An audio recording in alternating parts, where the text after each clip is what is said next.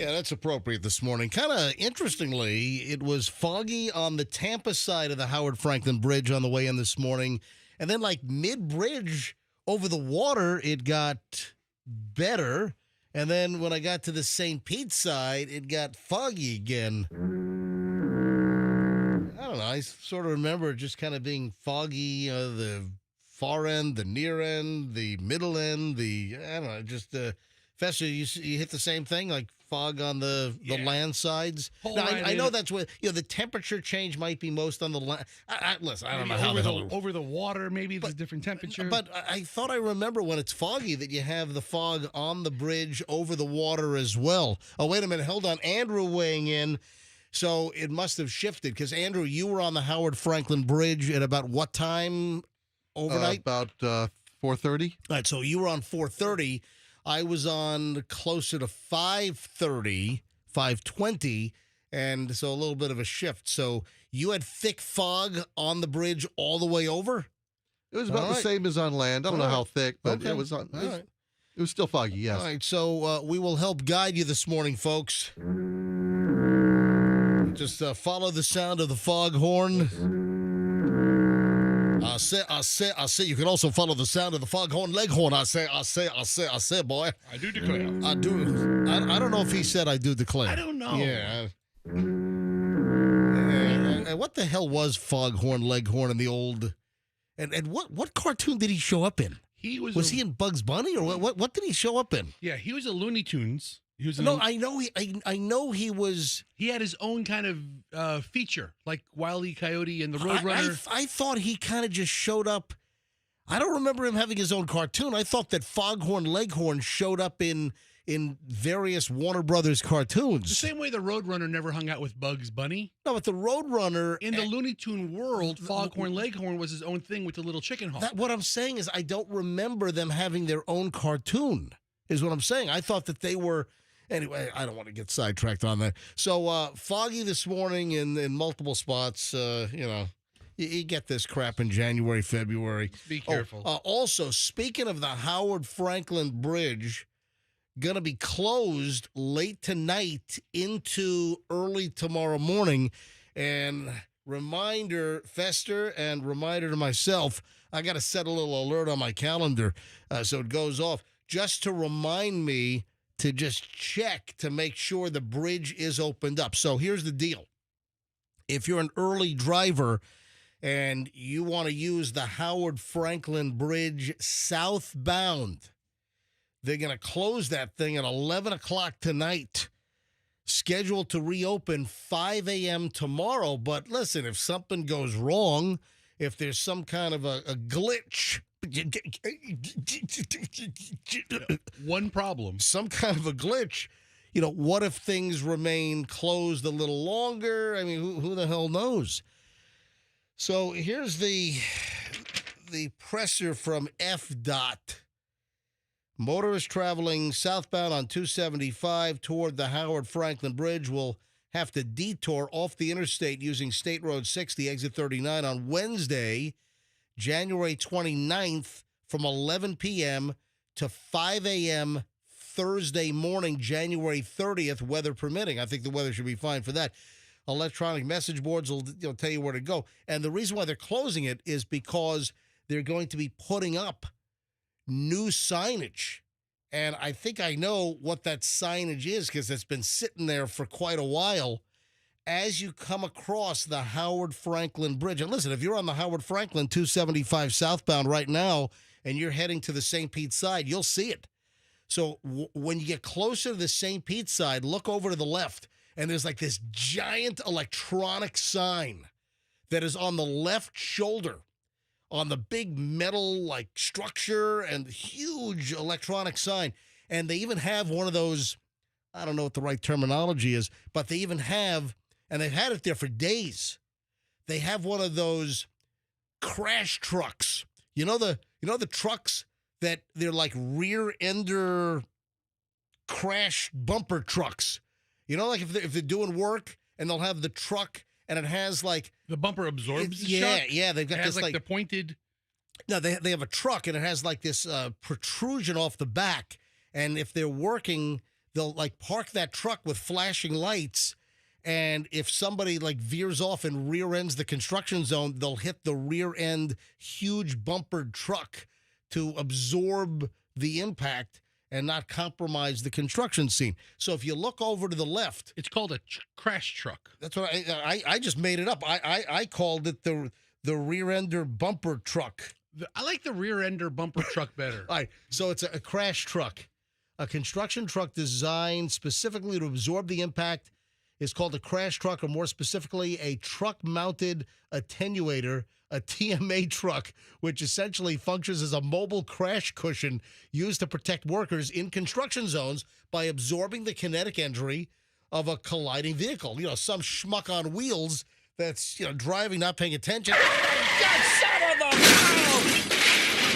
You know, so you crash into the back of the truck, and it's sort of like a big flatbed truck, and then they have like 15 feet of like bumper that sticks off with some kind of absorber in it, and that's so. If you look over to the left right now, they're trying to protect this sign, this huge new sign, this electronic sign. They're apparently going to hang up on the Howard Franklin Bridge later tonight and into the overnight hours tomorrow.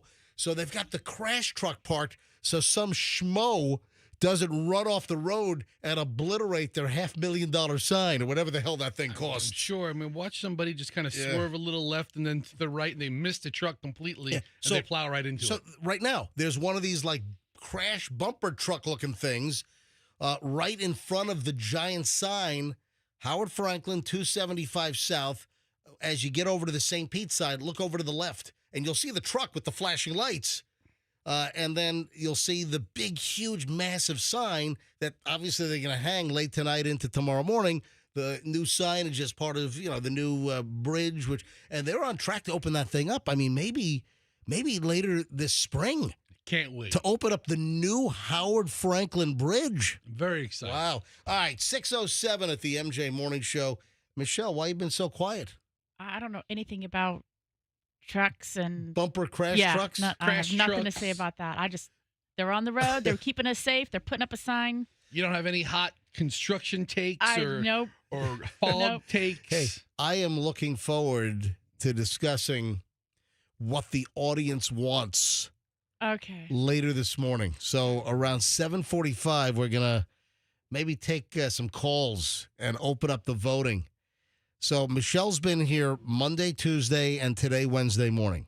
Michelle not scheduled to come in tomorrow or Friday because later today, Michelle goes for the second half of her facial profusion laser face burner. What are you even saying?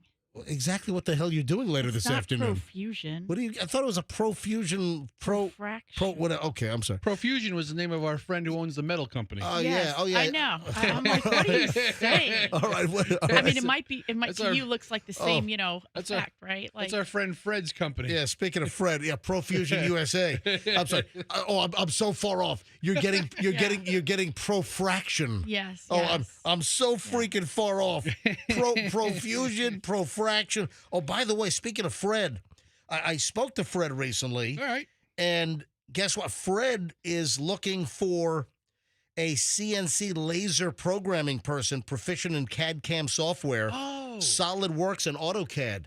So if you want to work for a spectacular metalworking company in Largo, they pay well. It's a great place to work. Yeah, they have an immediate opening for a CNC laser programming person proficient in CAD/CAM software, SolidWorks, and AutoCAD.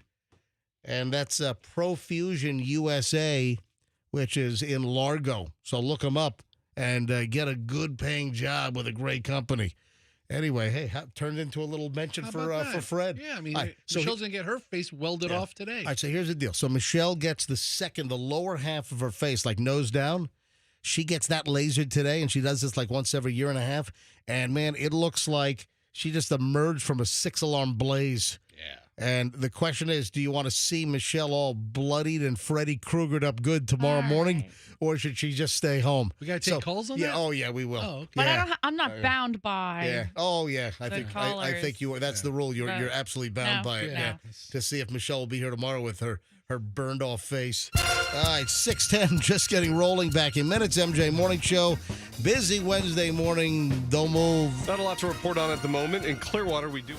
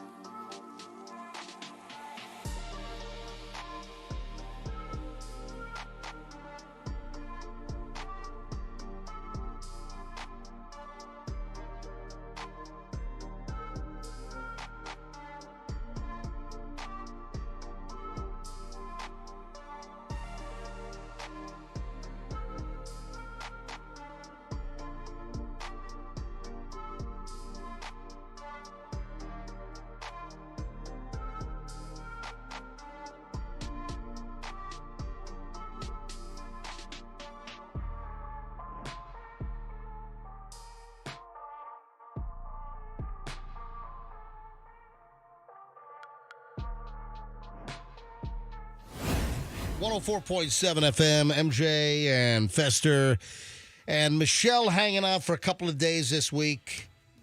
Michelle, we got to figure out whether you're going to be here tomorrow. We'll put that to a vote at about 7:45 this morning, especially with the condition you'll be in later on this afternoon into early evening. Fester. Yes. Before I get to the creepy car story, your favorite story of the day is what? You ought to be able to instantly regurgitate this. I don't know. Come on, Which dude. one? Come on. I don't know. Which Dude, one? come on. Wait, did I send it to you? Did I bring it? Oh, no. You did. I mean, Okay. I saw it. Andrew, I don't think this is a story. We all saw it. We all saw this item, but I'm telling you right now, this is clearly your favorite story of the day. I don't think of this as a story. I think of this as anything like a political movement. What? We're talking about the fat lady out of Detroit who was too fat for the lift. Yeah, but why is that a political movement? Because she was, discriminated against. You can't. What does that have to do with politics? Well, it's Why is that a political movement? Well, not political like running for office political, but it's a political statement. It's something that fighting for its rights. I don't find that a political. I find it just a statement of rights. So pick your nose. I don't care. This woman is so huge. She's enormous She is massive. and so talented. And the Lyft driver turned her away saying, "You're too big for my car." And now the woman is suing Lyft. We'll get into that later on. Fester's favorite story of the day. It's my favorite. Okay, it's not my favorite of the story of the day. Like, ha ha ha! Look at this fatty boom baladi couldn't get into the She's like two or three of you. Yeah, I mean, if you took me and stapled me to me and stapled that person to another me, I'd be that lady. Is this woman two of you or 2.5 or three of you? I don't know her height. See, that's the thing. That's the thing about fat ladies. It's really hard with the height. Oh my difference. God, the picture of her is. And I'm not trying to body shame, but listen, how do I not tell the story and talk about this woman? She's a big woman, and she ordered a lift. I'm telling you, she's at least double you, and you're what, 330? I don't think she's I don't think she's 600. I don't think she's 660. She's not 600. But no, but I'm telling you. Oh, Michelle, did you just find a picture of her? Yes. Yeah, she's a big lady. Yeah, I don't know how she's healthy and walking around. exactly. All right, so this is a top item. We'll get into this later on here on the MJ Morning Show on Q105. Stand by. All right, the creepy car story, and this is a feature I hate. A guy was freaked out. I guess he got a new car, and this is one of the cars that has the electronic rearview mirror. Have you seen these? Where it's not like a reflection of an actual mirror, but it's more of like a camera view. It's the camera display. Yeah, right. So it's a camera display, rearview mirror. You look into the thing, and you're seeing a camera display. Right. The guy looks into his rearview mirror. There are two people sitting in his back seat. Ah! What the hell? What's going on? Yeah, that's the point of the mirror. I mean, to check your car out. But wait a minute. It wasn't people in his back seat. What was it? The camera had somehow zoomed in on two people in the car behind him. And, oh, my gosh. Yeah. So a car was right behind him, and the camera in the vehicle, somehow it made the people in the car behind him look like they were sitting in his rear seat. And the guy, suddenly freezes. He looks up, and he's like, what the hell's in my back seat? You're waiting for someone to come across with piano wire to, choke you out seen that at Goodfellas, like when Maury got it, the wig guy. I never thought of dash cams or backup cameras having a zoom feature built into them. Either did I. Whatever it was, it put the people sitting in the driver's seat and the passenger seat of the car behind him, it put them essentially like they were in the back seat of his car. When he looked into the rearview mirror, the guy almost swerves off the road like, oh my God, where do these guys come from? And a lot of these vehicles that have that technology with the video view rearview mirror, you can turn it off and have a normal reflective, traditional reflective mirror. Yes. So, but I hate that. I've never had a car that had that feature, but I've rented cars that have had that feature, and I hate it. All right. I want to. You can turn it off. I know. Okay. I know. But in one of the rental cars, I don't think I was able to turn it, or I couldn't figure out how to turn it off. Now, theoretically, you're supposed to be able to turn it off, but I can't remember if I was with you or I was on some kind of like a business trip or whatever. But I had this in a rental car, and I hate it. I hate the video view, rear view mirror. And Michelle, you were shaking your head like you've had it before as well. Yes, we rented a car, and I was driving it, and it had that. So I wasn't with you. You must have been with Chloe or Julian on a college fam trip somewhere. Yeah, and I just, you know what it is? I think we're just not used to it, right? Like the current generation is going to be used to looking at camera images, and so for them, that's the norm. Yeah. That's going to be their norm. Our norm is the traditional, rear view mirror. Okay, do you even use your rear view mirror? You have a. Yeah.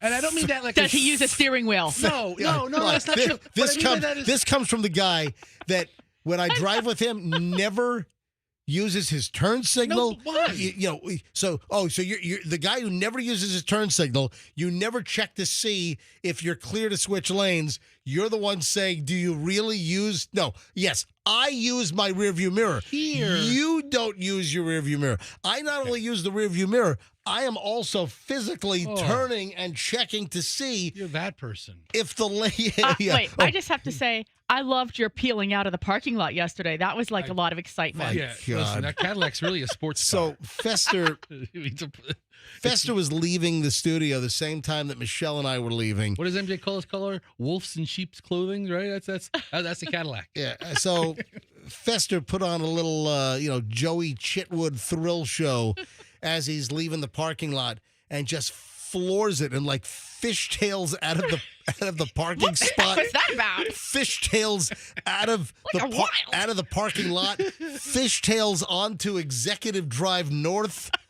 My God. So anyway, listen, what I meant by if you lose control of the rear end, you just like slam into someone's car? So what? I have insurance. The law firm down below, yeah, they all park on that northern side of the parking lot next to the exit. I don't care. And you're fishtailing dangerously close to all of the law staff's cars downstairs. He'll know where to serve me. Great. I'll see him every day as he's smoking his heaters downstairs. Listen, what I meant by do you use rear view mirrors? My wife's car, her last couple of cars have had the display screen. You put it in reverse, and then the display screen is large as a computer screen right there. You know what they say? They say never only rely on the camera backup system or the video screen. I understand they physically say that. Check as well. Right, but I'm asking, who does that besides you? I mean, I bet you there's a lot of people who have not physically looked in their rearview mirror for purposes of backing up. Who does that? Who's a safe driver? No, Is that what you're asking? Besides you. I bet you there's plenty of safe drivers out there that only use their display screen for backing up. I'll tell you what, when you're going to do the beyond and looking, but for yourself, is when your kids are learning how to drive. That's the time. Because that's when you do it. But once you get it, once they figure it out, they're going to be looking, look at people when they're backing up. They're not looking up at their mirrors. They're looking down at their displays. That's why they made the display, the mirror, to kind of give it that retro-ish neck feel of what you're doing backing up. By the way, I believe the guy that looked at his rear view video mirror and saw two people sitting in his back seat, I believe it was a Cadillac. Oh. So it must have been some kind of Cadillac feature. Yeah. But Fester's got a 15-year-old Cadillac. Yeah, my Cadillac doesn't have any text. That tech wasn't there. I don't want it. I don't need it. And I love the paint that's peeling off the front quarter panel on the right side of your vehicle. I love the gray metal, just metal with the missing paint. GM has a history of some shoddy paint work. Can I just take a spray paint can and spray over that with some Krylon? It's a reasonably acceptable color difference. It's not. What are you talking about? Your car is like dark blue or black. What color is that thing? Black. All right. So your Caddy's black, and you've got gray sheet metal, a huge patch the size of like a loaf of bread. You know what happened? There was a little ding there, and it was like a little paint chip, and I took it to one of those car washes. and the rotating arm. Yeah. And I'm sitting there in You the mean car the wash. brushes? Yeah, the brushes brushed your paint right off your car. Well, what happened was it started a little bit. Then, by the time I got out, it was the size of a softball. Oh no! But then it chips up, and then as you drive, little flecks pop off. So now it's like the size of half the quarter panel. Yeah, I can't. You can't take my car to car washes. And I didn't know this until I'm in the car wash. And I'm looking at the passenger window like, what's that black thing on my window? I get out. I was like, oh, it's my paint. Great. Anyway, yeah, I don't care. The whole car cost me, what, a couple grand? Big deal. I'll get another one. I'll get two of them and crash them together. 6:32 at the MJ Morning Show. I have a spectacular pile of morons in the news next. Also, the time capsule story. Oh, the time capsule. Come on. Time capsule. Does that even qualify? This could be the most ridiculous time capsule story I've ever heard. We'll get to that coming up, but morons in the news next. MJ Morning Show, don't move. No, me.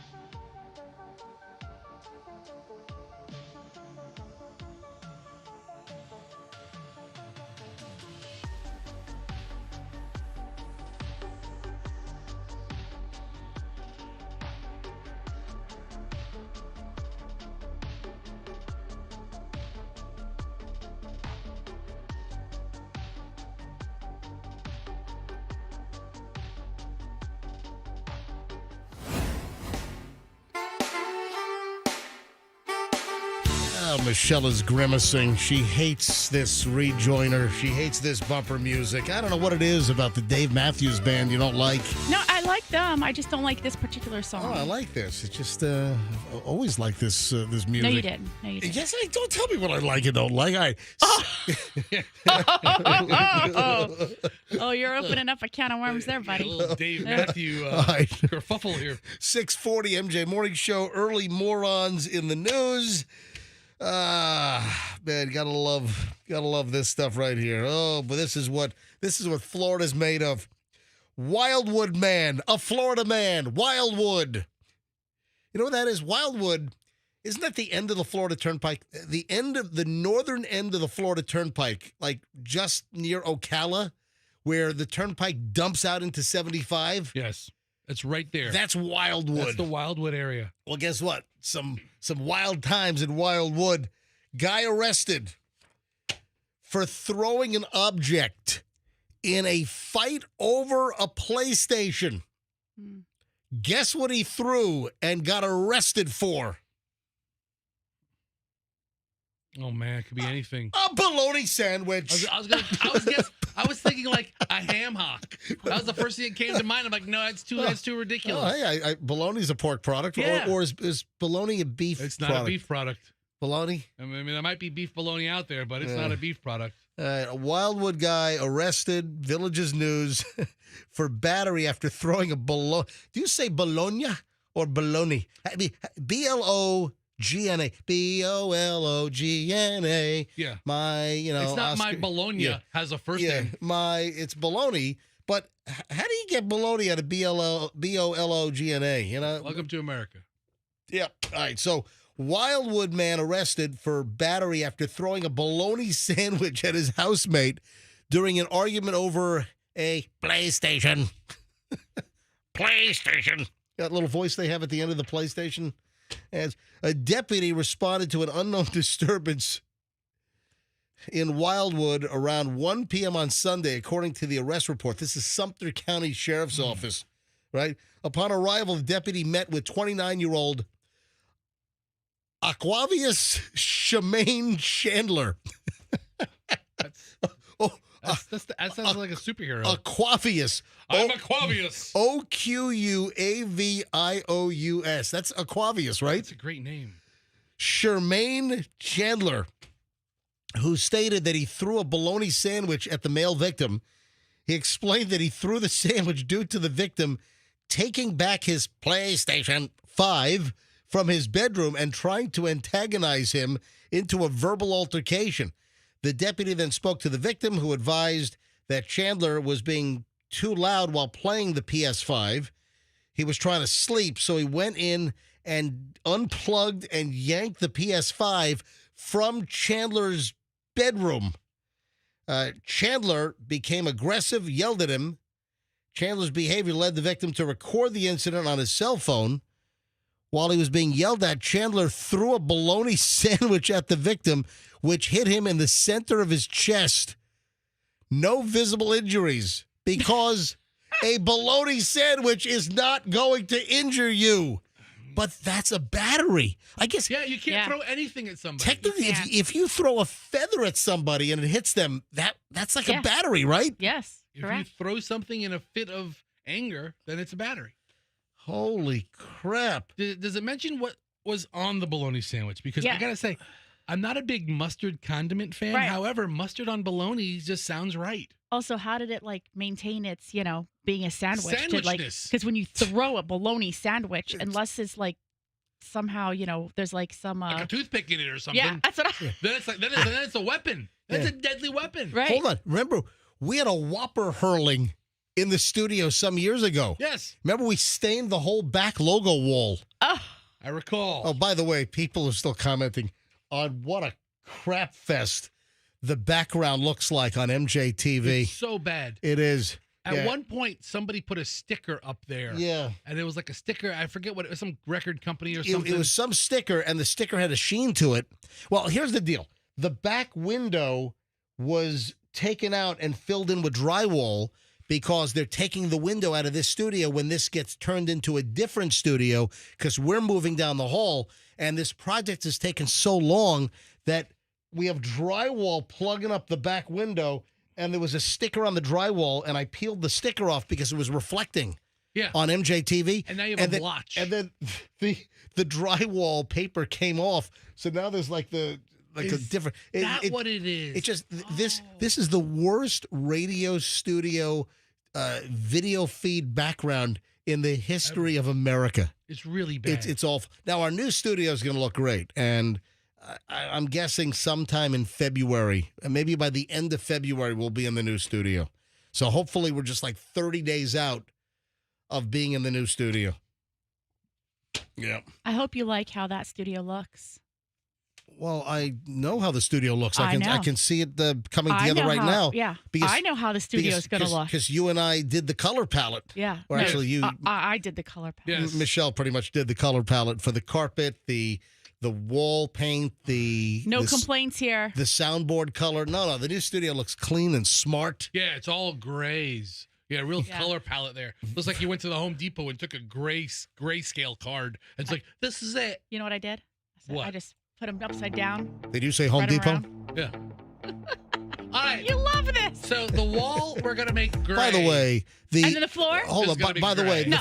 by the way, the phenomenal paint for the new studio came from Tanner Paint, a Tampa tradition for like 90 years at this point. Yeah, but It's a long time. old Tanner paint doesn't have a cool doon doon doon doon. Doon. Tell you what, Tanner Paint ought to just start using this. Just modify it. Yeah, I'll add more of a disco beat to it or something. I don't know. All right, so how did I start talking about? I don't know. Paint studio. Bologna sandwich being Oh. thrown against the Right? No, we threw. Whopper sandwich. We had a morons in the news story a couple of years ago where somebody threw. Were they Whoppers? Yeah, it was a Whopper at a It was, Burger King. it was a Whopper attack. But they were arrested for battery also. Right, for throwing a Whopper at someone. Yeah. And then we recreated the Whopper toss, and the whole sandwich hit the back wall, came apart, and splattered ketchup and Whopper juice all over the printed back logo wall with Q105 and the Kemp Law Group. And then we had to get Zero Res in here to try to get the stain out of the back wall, which they did. But I just remember Ted? Ted, our program director, was flipping out, and oh man, it was a federal case, the whole damn thing. Anyway, so yeah, you throw a soft bologna sandwich, and the sandwich probably came apart. The guy was probably struck in the chest with a slice of Wonder Bread. Right, exactly. All right. if it was on Wonder Bread, I mean, if it was like a hoagie roll, you could probably get some like football rotation on a hoagie roll. A spiral? Yeah, yeah. Is that... Chandler became aggressive, yelled at him, the report said. Chandler's behavior led to the victim to record the incident on his cell phone. While he's being yelled at, Chandler threw a bologna sandwich at the victim, which hit him in the center of the chest. No visible signs of injury. Why? Because it's a bologna sandwich. It's so crazy. Yeah, footage of the argument showed Chandler approaching the victim in the kitchen of the residence. Chandler yelled at the victim and threw the sandwich in his direction. Additionally, a criminal history check revealed Chandler has 2 prior battery convictions. What? With a Krispy Kreme glazed donut? And a waffle. They have his face up at the pub sub line. Wait a sec. Do not But serve this guy. in addition, he's also on active felony probation for aggravated assault Oh. with a weapon. Yeah, in Sumter County, and Chandler was arrested for domestic battery. Anyway, hey, it's a public service.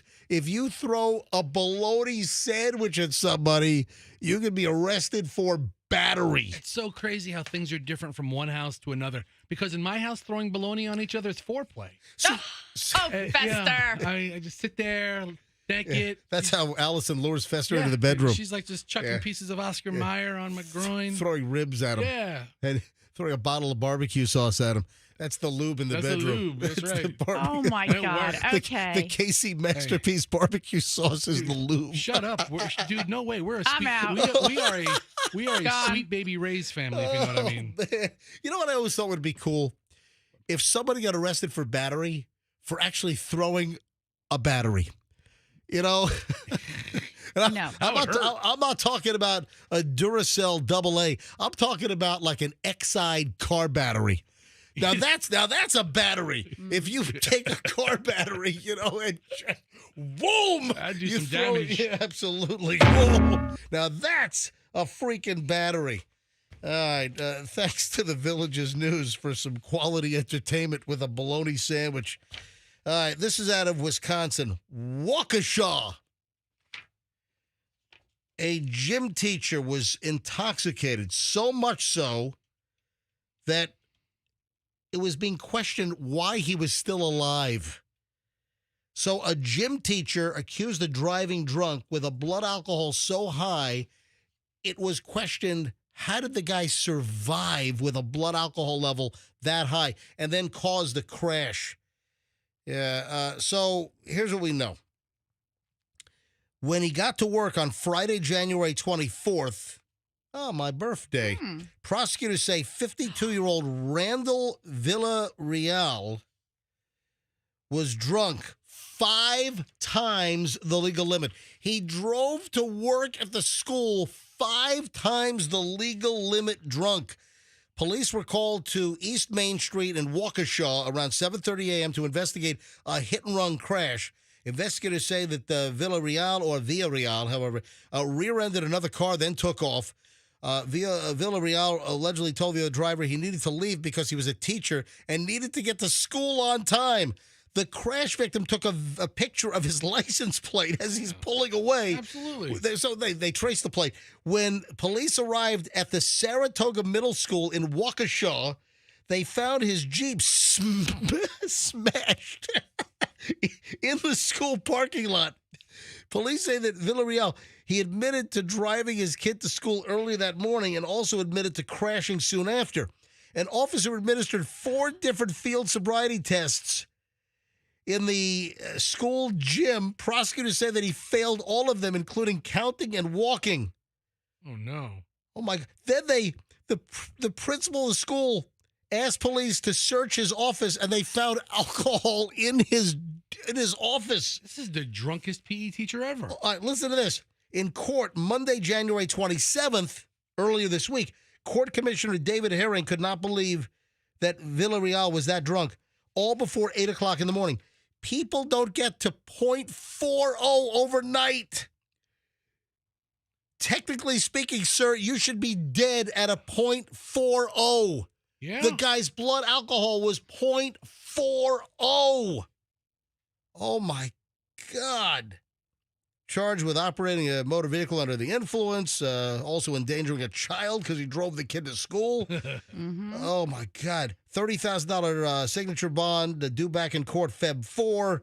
Holy crap. I got to believe this is not good for his continued gym teacher gig at the middle school up in Waukesha. You imagine that? All right, 6:52 at the MJ Morning Show. Oh, I'm looking forward to something. It's going to be like the famous Tokyo fish market bluefin tuna auction in Tampa later this evening. I'm looking forward to this. I got to let Chloe know that I got to bring Chloe to this thing as well. All right, hold on. There's a huge Lunar New Year, because you got the Lunar New Year, which starts, and there's going to be a bluefin tuna cutting, a whole bluefin tuna in Tampa. And a lot of people don't know about this, but you will next, because I'm going to be there. and I'm looking forward to shoving my face with some fresh bluefin. Some sushi later on, sashimi. All right, 6:53 at the MJ Morning Show. 7 o'clock hour starts next, so stand by. Hey, my friends at Zero Res.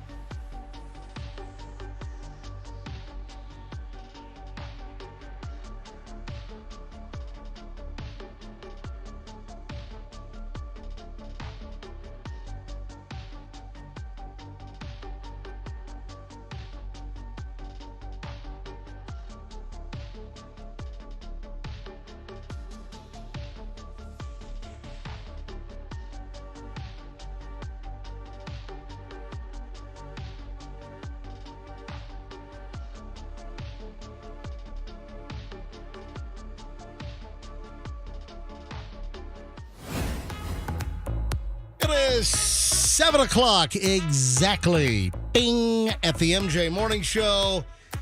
MJ and Fester and Michelle, my lovely wife, in studio Monday, Tuesday, and Wednesday of this week. So Michelle, cast member here on the MJ. Leonard Fournette, right? Yes. Yeah, listen, he's gone now. And listen, quickly we forget I the quickly, name I of- quickly forget his name. So that's right, Leonard Fournette. He was up at Zuku Sushi in Wesley Chapel, and he left $1,000 tip for the waitstaff.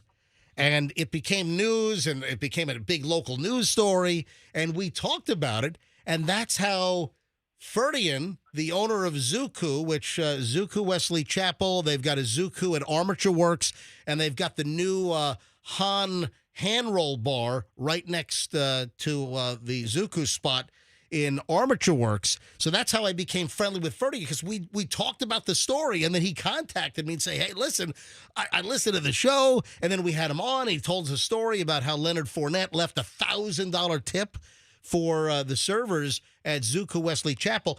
So they've got an event tonight, and I was invited to this, and I said to Ferdian, hey, dude, come on the show. And then Ferdian said, hey, I'm at the Salt Lake City airport right now getting on a flight back to Tampa because he was at the Sundance Film Festival out in Park City. Ferdian, welcome back to the MJ Morning Show. Hello, good morning, MJ. Thanks for having me. Do I hear they're making announcements now? Is the cabin... Yeah, no, it's they're a little bit delayed, so the captain is trying to get everybody to get seated. All right. Hey, so later today, this is great. So later today, to usher in the Lunar New Year, you have a whole bluefin tuna. Yep. Today's the first day of the Lunar New Year. Right. And we have a 350-pound bluefin tuna. Hold on a sec. Ferdian, talk a little closer into the microphone on the phone because I'm hearing the PA announcement from the flight attendant. So did you say you've got a 302-pound tuna?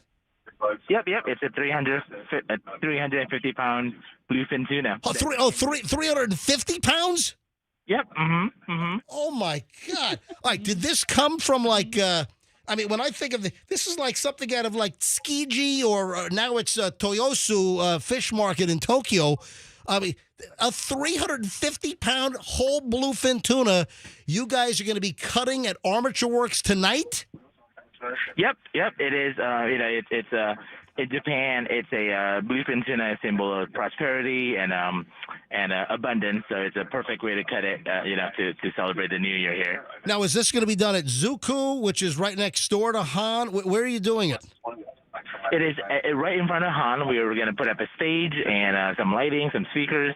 So it'll be right next to Zuku. All right, I'm going now.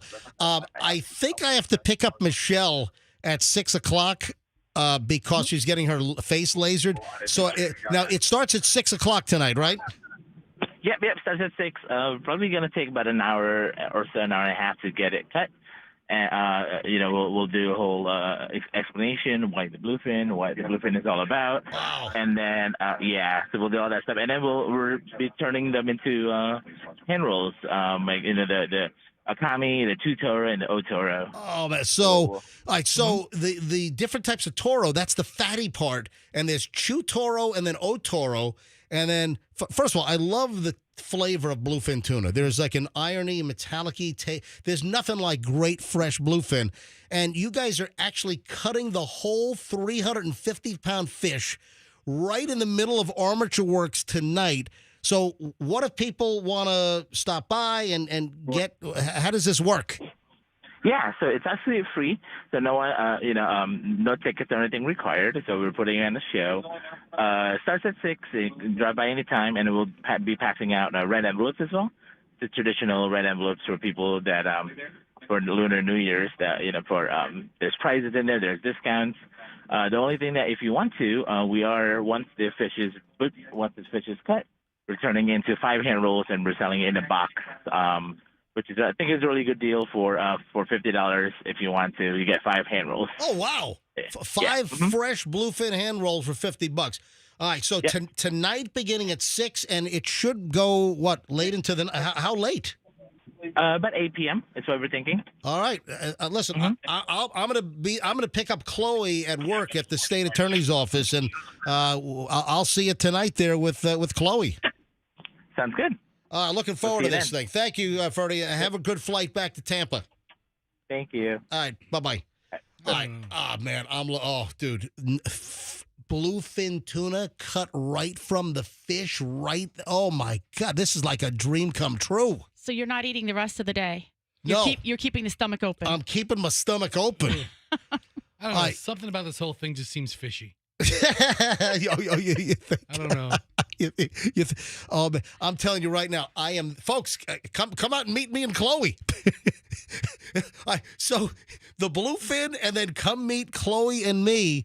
I should be there around 6:30, maybe is what I'm thinking. Because Michelle's... You'll be there at 6. I'll take an Uber. No, I'm not going to... I'll have a friend bring me. Well, we got to talk because Michelle... I'll have a friend. Michelle's getting her face lasered again today, the bottom half. So Michelle's going to look like like she was in a fire. Michelle's going to look like she fell into a campfire and had her face burned off.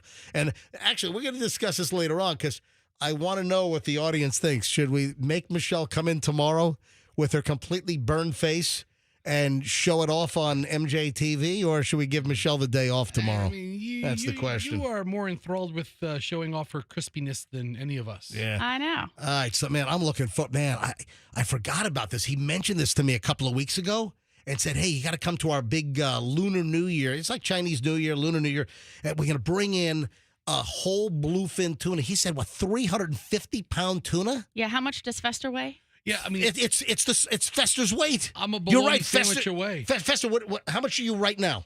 A lean 347. All right, so you're 3 pounds away. Yeah, you're a hoagie away. You're a sub away. One pub sub away. One pub sub away from 350. All right, so I'm going, folks.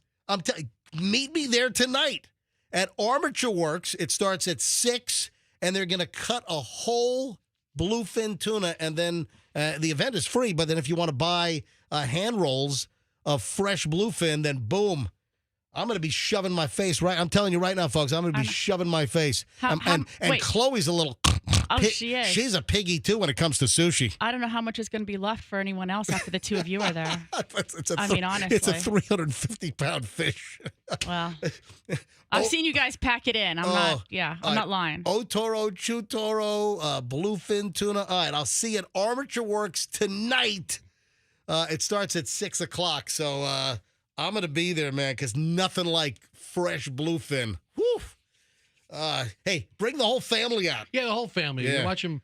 I'm looking forward to this thing. Fish. All right, 7:09 at the MJ Morning Show. Hold on. Andrew says I got to grab line 2. It's Rob and Largo. Rob in Largo, line 2. You're on the MJ Morning Show. Hello. Hey, guys. Good morning. I need some help, and believe it or not, MJ, it's not from you. I need some help from Michelle. Oh. So my fiance's birthday and Valentine's Day, same week, of course. Couldn't be any luckier. And out of nowhere, she says she needs her face lasered, and she wants to do this thing called Morpheus 8. And it's like $3,000 for 3 treatments. So is this anything like you've done, Michelle? There's another one called Skin Fin X, which is supposed to be the new Morpheus. Okay, is that what you're getting done? Guess what? Michelle knows all about this crap. Plus, my brother's a plastic surgeon, so we know all about this. So, I have never done the Morpheus 8. But you're aware of the Morpheus 8. I am very aware of this it. This sounds like some kind of robot in Transformers. Yeah. The Morpheus 8. So if she is willing to do that, Yes, you're buying a robot. It's so expensive. All right, so go ahead. if she's willing to do that, then she is a much braver woman than I am, because I have heard that it is very painful. So the Morpheus 8 is more invasive than the profractional laser that you do? I believe so. All right, so it's described online as a minimally invasive treatment that combines micro needling and radio frequency energy to stimulate collagen production. That's what I do in the morning. I'm just going to talk into Michelle's face. I do radio frequency energy. I'm coming to radios nationwide here. But you have to stab her with micro needles at the same time. I've got RF going off right now. Is the profractional laser, is that like a mortgage payment too? Or is that similar in price? I think it's similarly priced from what you're saying to me. I have not explored the Morpheus 8. So if you want to email, I guess, MJ, then I'm happy to, correspond and give you some direction as to where I've been and what I've done. All right, so you buy like a package, right? Yeah. All right, and then you only do the face burn-off laser treatment. Hey, Rob, let me tell you right now that if Michelle was on MJTV last week when she had the first half of her face done, she would have scared kids in 5 counties. Yeah. All right. It would have looked like they're chopping up a bluefin tuna. It is. Look, I took pictures, and so you can crop them to show people, if you don't want to have my full face on there, so that people can get a sense for what you're talking about. Here's the deal. So Michelle had the upper half of her face lasered last week, and, man, it was people are curious. Right. People are You've talked about it, and you know what? They always show these pictures online, but sometimes you want to see somebody that, kind of like So the question is, and we're going to deal with this at like 7:45, so about half an hour away, we're going to talk about this. Should Michelle come in on MJTV tomorrow morning? She was going to take tomorrow morning off from, hanging out in the studio. Michelle's having the profractional laser done later today on the bottom half of her face. This is the second treatment. Should she come in tomorrow to then show everyone what it looks like on MJTV? So we'll deal with that later on. Hey, but Rob. Back to Rob. Rob, drop me an email, mj@mjmorningshow.com, and then Michelle will respond and tell you where she goes and what she does, okay? All right. Stay on the top half of that tuna, right behind the dorsal fin on top. That's where you want to be, MJ. Yeah, listen, I know my bluefin tuna, so I know right. I know I want some chew toro, I want some otoro, and I want some solid bluefin. So No, Rob, you're way off. MJ wants the piece right next to the anus. All right, Rob, send me an email, mj@mjmorningshow.com. All right, guys. Have a good day. Thank you. See you, Rob. All right. Wow. This has been hot fish and skin talk with MJ. Damn right it is. All right. I'm sorry. This is not a time capsule. I saw this and I was like, what? I mean, what's the minimum requirement for a time capsule? They're opening up a Florida time capsule. The items were buried 25 years ago. 25 years ago. What? Come on. Really? How does that qualify for a freaking time capsule? We're opening up the time capsule. We put the items in the time capsule in 2017. So 2025 is the year 2000. We're going back to the turn of the century. Way back when. Way back to 2000. Come on. We've been married for longer. We have. I mean, I still have stuff from 2000 just sitting around the house. Listen to this. 25 years ago, a time capsule was buried at Orlando Health Dr. P. Phillips Hospital containing items like medical supplies, patient chart forms, a floppy disk, Ooh, a floppy disk. a VHS tape, and an operator's headset. Now, 25 years later, the time capsule is going to be opened. What a waste of newsprint. Come on, you wait 100 years and open the time capsule. Wait 75 years. A time capsule being opened up after just 25 years? This is ludicrous. I don't want to see anything in a time capsule that I can find at a Goodwill. Also, well, You know, also, really? That should be the barometer. I mean, like, yeah. can I just ask, like, why are we still into time capsules? I mean, is that really like something now? Oh, listen, if they opened a time capsule, my father was born in 1940. 41. Yeah, Right? If they yeah. opened a time capsule from like World War II or Yeah. World War I Yeah. era, Right. I would be very interested to see Yeah. that stuff. Right. Or a time capsule from 1925. So Yeah. Yes, 100 years. 100 years ago. But they're opening up a time capsule that was buried in Orlando 25 years ago? Boo. Yeah. Oh, I thought Every one of those things are at my local Salvation Army. You know, my kids have seen all this stuff. You going to the Nothing's new. Goodwill. Oh Yeah. my God. This is ridiculous. This is a VHS cassette, kids. Wait. Let me. Medical supplies. We have those in our house. Check. Patient chart forms. I think I have copies of those. Check. well, Floppy disk. I think I have some of those. We're going to I don't open up the Be- capsule. We're going to see what gauze look like in the year 2000. know. Right. Remember, you'd go to your doctor and he would have rows and rows and rows of like just files. You'd have your paper Yes. file. Yes. And I went to Yeah. that same doctor again recently, and everything was digital, and the whole office Yeah. was like three Yeah. times the size. But like, this is your paper file. Ooh. Right. Who cares? This is the dumbest damn thing. I want to call the Orlando Health Dr. P. Phillips Hospital and tell them they're a bunch of schmucktards. That's what I want. Call the hospital, ask for the schmucktard division. Yes, where do you treat schmucktards? This is the dumbest thing I've ever heard. Opening up a time capsule from 25 years ago. Way back when. Ooh. What a bunch of dumbasses. Stupid. Come on. Also, are they breaking into a wall to do that? I mean, It looks a little destructive. The hospital buried another time capsule set to be opened in 2050. So they're going to open up another one in 25 years. What? why every 25 years? I don't know. Why do you open up a time capsule from just 25? This is stupid. Mm-hmm. This is the dumbest thing I've ever Oh, look, heard of. a Gore Lieberman pin. You know what? Ooh.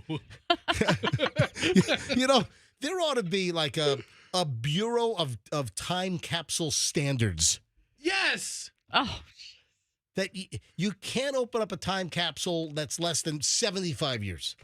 I think 100 is 100 should be 100 is I think the best. the standard. At least 100 years old for a time capsule. That's ridiculous. It is absolutely the dumbest thing I've ever heard. 7:17 at the MJ Morning Show. We start an hour and 20 minutes of nonstop MJ next. Fester will present his favorite story of the day. It's the humongous woman that was not allowed to get into a lift because the driver said that she was too big to get in a car. This is a crazy story. This is Fester's favorite story of the day. Also, Fester sent me another item. Oh, I did. Wow. And this has become somewhat contentious in my house as well. What is the deal with people wanting to watch TV with this? Think about that for a second. We have a lot coming up. The hour and 20 minutes nonstop MJ starts next, and we are packed. So what's this little mystery item? What are people wanting to use when they watch TV? And it drives me crazy.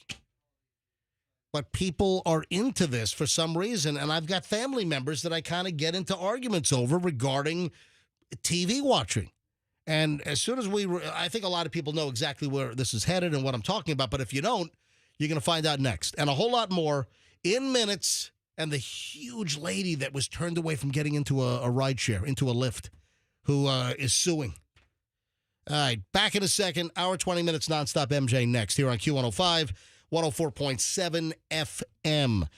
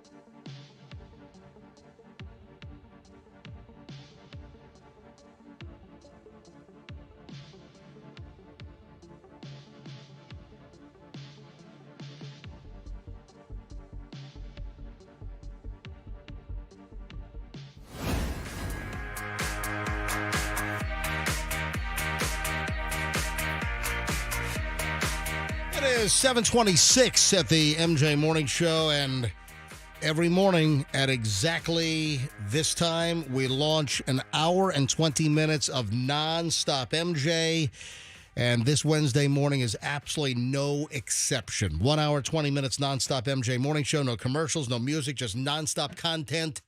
And I'm talking about solid crap. I'm not talking about all kinds of filler BS. This is good stuff. Fester, MJ here. Michelle joins us in studio. We're going to take a vote a little later on where you'll be able to participate to see if you want Michelle to come in tomorrow morning after her invasive face burning later on today. All right, so we'll explain it all. We'll grab some phone calls in just a bit. Hey, this is exciting. 2 Tampa Bay area restaurants have made the most romantic list of romantic restaurants in the United States, according to Open Table, one of the reservation apps. That's cool. Yeah. Have we been there? We've been to both. We have? We have been to both locations. Now, one we go to numerous times a year. One we have not been to in a while, but I recall that our experience there with other couples was very good. I remember the food was fantastic. We just haven't been back in a while. But we probably should go back because it was really, really, really, really good. So what are the 2 restaurants? So the online reservation website and app, Open Table. Wait, can I guess? I have one guess. Hold on. Fester, what are you blurting in on? I use Open Table pretty frequently. It's an easy way to get a table. Yeah, you use Open Mouth very frequently as well. You use Open Ass very frequently. Yeah. Oh, good one, Fester. You want to get name calling game with me? Wait, can I guess? Yeah, hold on. Let me just set this thing up. And this is MJ for Open Ass. So Open Table put together a list of the 100 most romantic restaurants in the country. So I'm guessing this is ahead of Valentine's Day, right? Yeah, of course. A couple of weeks away. Couple of weeks, yeah. No kidding. Yep. Michelle and I, by the way, we're doing. We started this last year, and we're continuing the tradition. Michelle and I are going to go to Olive Garden. That was my guess. For Valentine's Day. Is that one of the most romantic? It is not. It's got to be on the list. Does the romantic restaurant have a drive-through? It is not. Oh. All right, Does so not. Open Table put together a list, the 100 most romantic restaurants in the United States, from little holes in the wall to, some that are high atop buildings in a huge panoramic view with a great skyline. So it runs the gamut. And there are two. California, there were two from the Tampa Bay area. California had the most restaurants. They had 11. Ohio had 9. Wow. Ohio? Yeah, when I think of romance, I think of Dayton. There is nothing. Cleveland? Columbus. Cleveland? Yeah, Cleveland. There's a couple of big cities. I mean, Cleveland, All right. Cincinnati is a big city. So Tampa Bay. Here in the Tampa Bay area, we had 2. So Florida as a whole, Florida had 6 restaurants on the Open Table most romantic list. And 2 of the 6 in Florida, right here in the Tampa Bay area. Michelle, did you really want to guess, or I did. Or you were joking Was around your about guess Red Olive Lobster? Garden? Olive Garden. Okay, that's a joke. Oh, I'm sorry, guess. Olive Garden. So, no, do you have a real? No. You I don't have a real guess? No. Is someplace like Burns It on is. the list? Yep, absolutely. Okay, That's one of them. Anytime you mention Yep, Tampa yep. hoity-toity restaurants, Burns is somewhere on the list. Burns is on the list. Okay. Romantic restaurant, according to Open Table, in the Tampa Bay area, and this. I agree. Yep. Okay. Well, listen, Burns is such an experience, and then the second Tampa Bay area restaurant, Michelle. We've been there, but it's been probably 15 to 20 years since we've last been Wow. there. So it's not a newer place. No, they've been around for a long time. Is it the original Wing House? Oh, No, it's not. that place is pretty romantic. Come on, Michelle, think back. We were with a couple of couples. Couple of It was couples. us and then several couples. It was not close to our house. Oh, then I will never guess. I will never guess. Sorry. Was it a beach restaurant or something? It was in Dunedin. I remember going there. Right. As you say, that Dunedin. I Oh, there was a picture of Lita Ford on the wall. Lita Ford. which place was it? Just say it. She can't think of it. I can't remember the name of it, but the owner was very, very nice. We were there because our friends were staying at the beach. Yes. I don't remember Lita Ford being on the wall. Come on. Is it the Black Pearl? It is the Black that Pearl. was- yes. Yep, absolutely. That's Yeah. it. That's it. That's a very Yeah. famous restaurant. Absolutely. It was absolutely delicious. Listen, they've Fester has brought it up. Black Pearl's got a 4.7 on Google reviews. That's a strong number. All right, we're That's adding that to the list. We're going. We haven't been in a while, and we had such a good meal there. We did. We haven't been back to the Black Pearl in a long time, and for no particular reason, because it was really, really good. So locally, it's Burns and the Black Pearl on the most romantic list. So wait a minute, they had a picture of Lita Ford on. Was that? I feel like there may have been. Black Pearl's a pretty classy joint. Not that Lita Ford isn't, but what's the tie? I might be just Was conflating it like a Star Wall or something? By the way, Lita Ford, folks, she was the one-hit wonder that did this back in like 19 ever. Alice Cooper did Poison. So Close My Eyes Forever. She did a duet with Ozzy Osbourne. That was also like in the late 80s. All right, so Michelle, we gotta go. Yeah, we gotta get back to the Black Pearl and have a romantic evening. Ooh la la. Yeah. We'll do it after we have a romantic evening on Valentine's Day at the Olive Garden on West Shore. All right?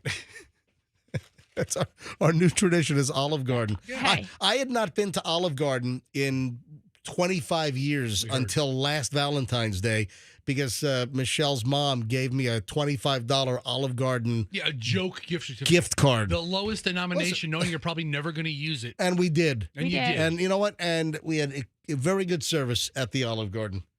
And I like it. It doesn't require reservations. You kind of go when you want. Great service, great food. Unlimited breadsticks. Hello. Yeah. Hey, Fester, I got a test that you absolutely cannot pass.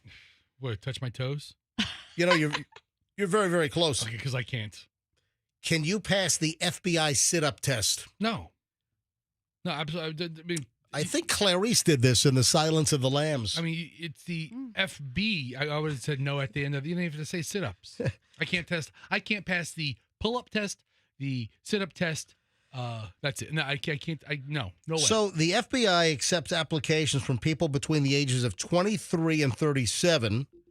If you're a veteran, you might qualify for an age waiver. Okay. So you got to go through a background check. You got to pass multiple physical fitness tests, sit-ups, push-ups, a 300-meter sprint, and a 1.5-mile run. All right, and so 300-meter sprint. That's bigger than 3 football fields. That's a lot of hoofing. So applicants raise their upper body until their elbows touch the mid part of the thigh before they return to the starting position. A partner holds the person's feet flat on the floor. Knees are bent at a 90-degree angle.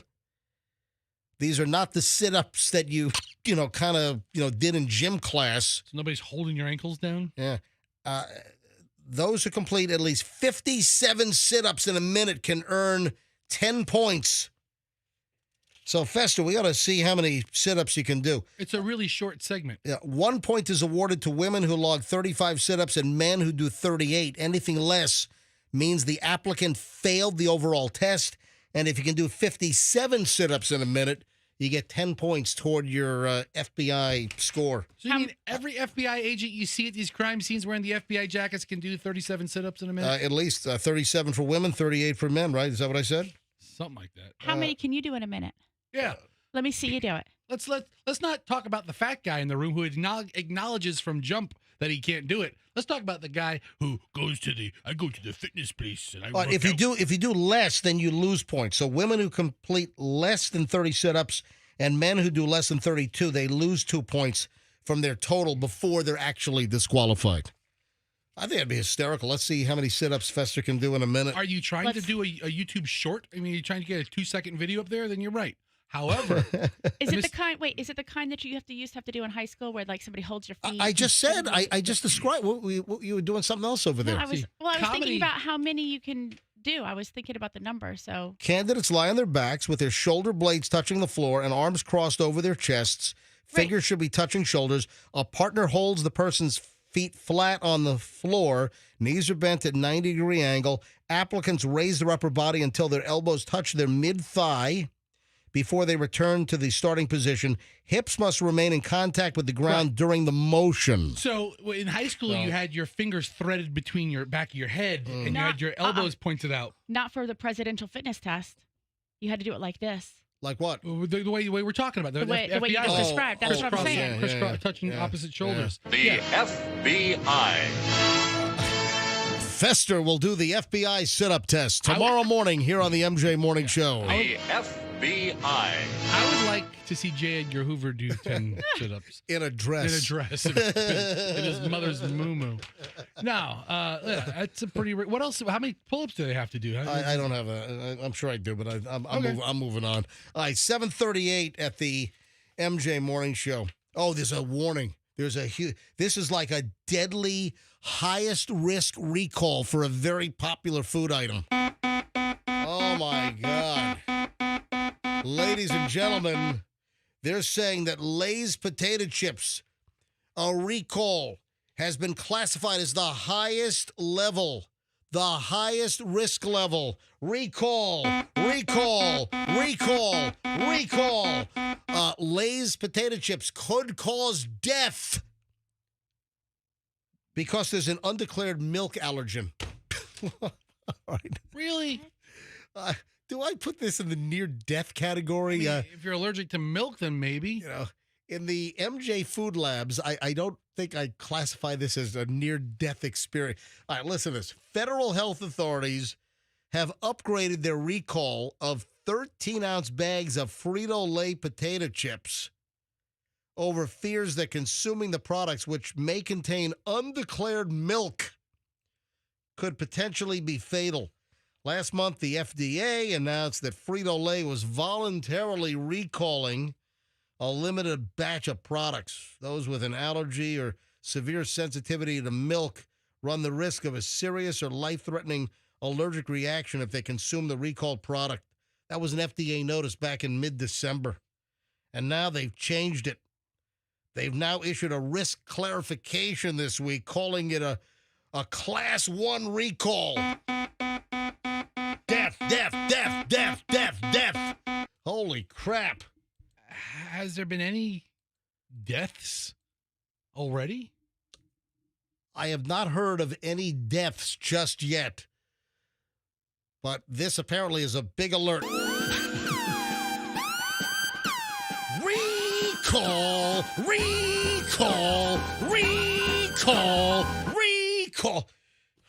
I got to say, I'm a bigger Ruffles fan than I am Lay's. Ruffles have ridges.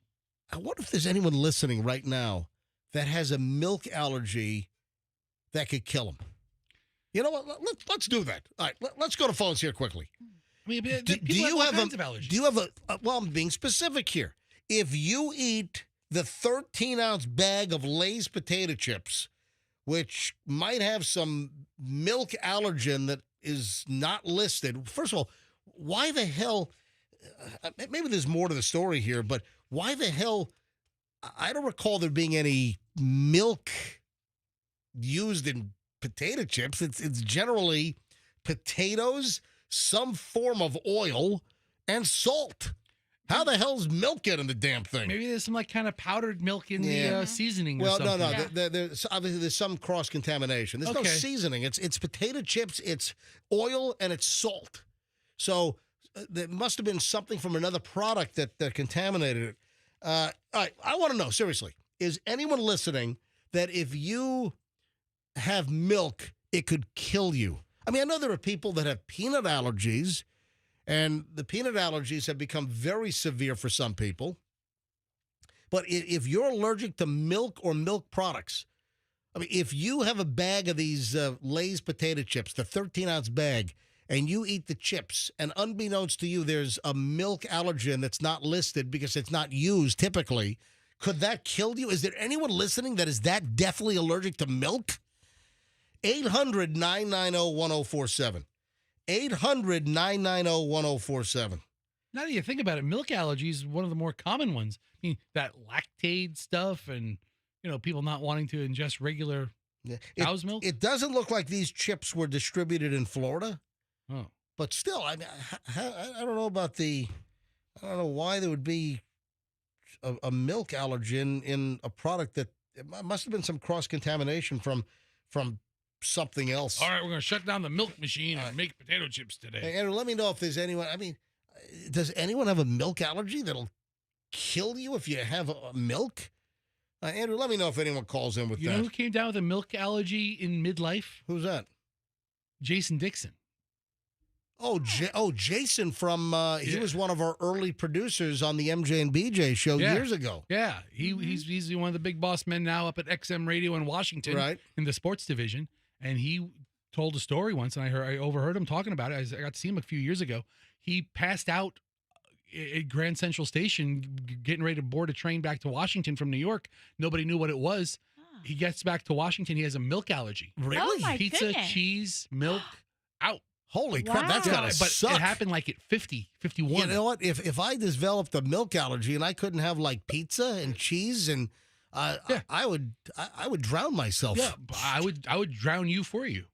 I'd pull my regulator out while scuba diving at 80 feet. Mm-hmm. That's right. I couldn't live without But that's a milk pizza. allergy. That would suck. Okay, until you have a milk allergy. I mean, that's what the whole point of being allergic to crap is. But I remember he told me that he has a very severe milk allergy that came on out of nowhere. That's crazy. Let me go to phones on this. Let me open up the screener here and let's see. Line. It's a friend of Bree's. Bree is in St. Pete. Bree, hi. You're on the MJ Morning Show. You have a friend with a milk allergy? Hey, how you doing? Yes, growing up, I did. I think it's very funny that you're named after a cheese. Your name is Bree. Is she allergic to you? That's why we're not friends anymore, actually. She couldn't stand the sight of you. All right. Next call's from Cheddar. All right. So, Bree, so what's the story with your friend?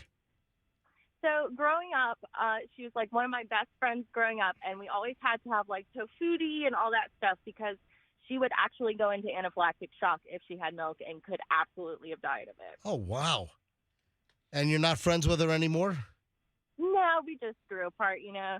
Yeah. All right. Well, thank you. But I think it's hysterical that you're named after a cheese.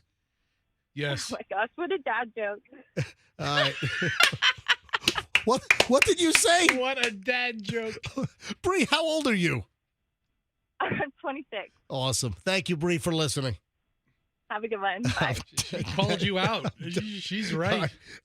Laura in Lakeland. One more call on this. Laura, you're on the MJ Morning Show. Hi. Hey, how are you? I just wanted to let you know, as a registered dietitian, there's definitely a difference between milk allergy and lactose intolerance, and people with milk allergies can definitely have anaphylactic reactions, just like your previous caller said. Similar situation with my son when he was in elementary school. He always brought his lunch, so he never had milk.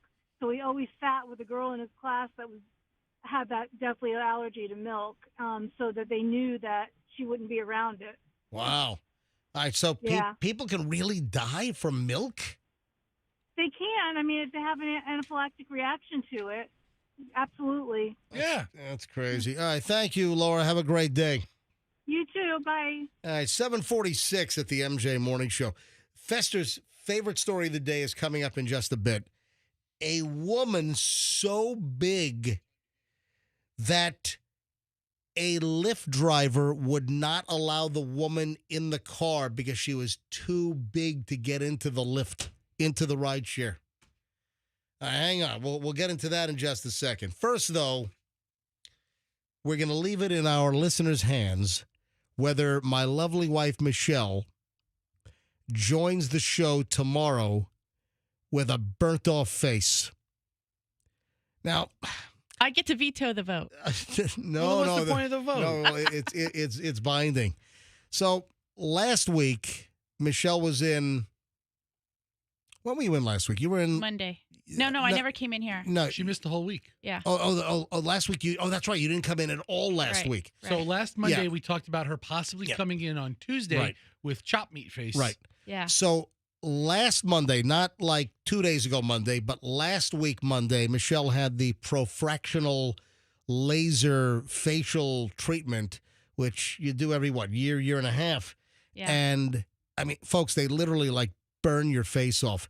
When I picked up Michelle last Monday after the procedure, it was like, holy I mean, it was like you were dragged behind a car bumper for about 3 or 4 miles, face down, on very gravelly road, or you fell face first into a campfire while passing out on booze, or somebody threw acid in your face. I mean, it is scary stuff. Yeah. So I was just a little concerned about having Michelle come in and then appear on MJTV.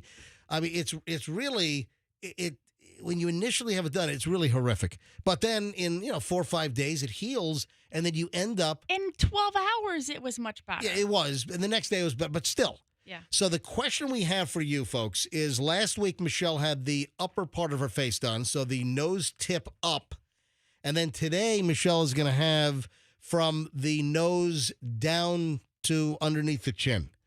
And again, she's going to look like she was in a horrific acid attack or a house fire. I think you just like coming up with all of these different versions of what might have happened to my face. All right. That's what you like. You're really the one enjoying this the most. You know that, The right? question is, should Michelle come in tomorrow and appear on MJTV so you, the listener, can see what it looks like? Yes or no? I mean, if I have the energy, honestly. All right, let's go. Let's hit the phones right now. You get to decide whether Michelle comes in tomorrow morning. 800-990-1047. You decide. You make the call. 800-990-1047. After this invasive procedure, which heals up beautifully, and Michelle's skin, it's like baby smooth. Michelle, who you're 54, and you look like you're in your mid to late 30s. And you Is that a compliment? Well, it is. I mean, you care for yourself, and you do all the skin treatments that I don't do. So should Michelle? You don't do any. I know. I wash my face. That's it. Yeah. All right. 800-990-1047. Do you want to see Michelle in studio tomorrow post laser treatment? Yes or no? We'll take a couple of rounds of calls here, and then the vote is binding here on the MJ Morning Show. 800-990-1047. 800-990-1047. We'll start with Gavin in Tampa. Gavin, MJ Morning Show, yes or no? Yes, sir. So you want to see Michelle's burned up face tomorrow morning? I mean, in my opinion, yeah. All right. Thank you, Gavin. Appreciate. How old are you, Gavin? I'm 16. wait.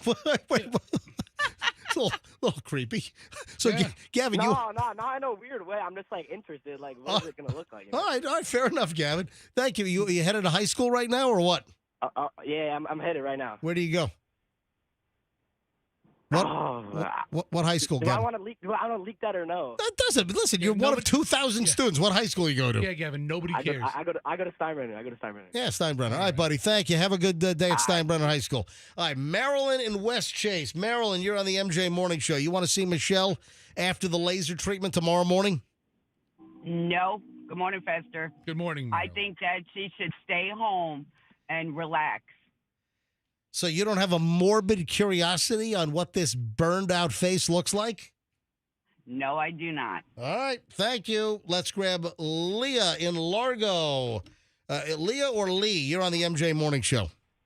Good morning. It's Leah. Hey, Leah, go ahead. You know what? She should stay home, relax. This is not a freak show. Wow. All right. 2 women saying stay home. People. Look at that. You know, you shouldn't use her just because somebody's got some morbid curiosity about what she's going to look like. What about using her for clickbait? People have seen that before, actually, and it's, nothing to look at. All right, so. Nothing to see. All right. Thank you, Leah. Appreciate it. Ron in Trinity. Ron, yes or no on Michelle post-accident? Yes, I think Michelle should be in. Yeah. Only for the reason that, sorry about this, MJ, but I'd rather see Michelle than you. Well, that's a very, very accurate observation. We get that a lot, though. Even with acid attack face. All right. Thank you. You know what I've noticed now? It's 2 and 2. The 2 female callers want you to stay home. Yeah. It's the 2 male callers that want you to come in tomorrow. Right. Let's grab Don in Tampa. Don, MJ Morning Show. Yes or no on Michelle?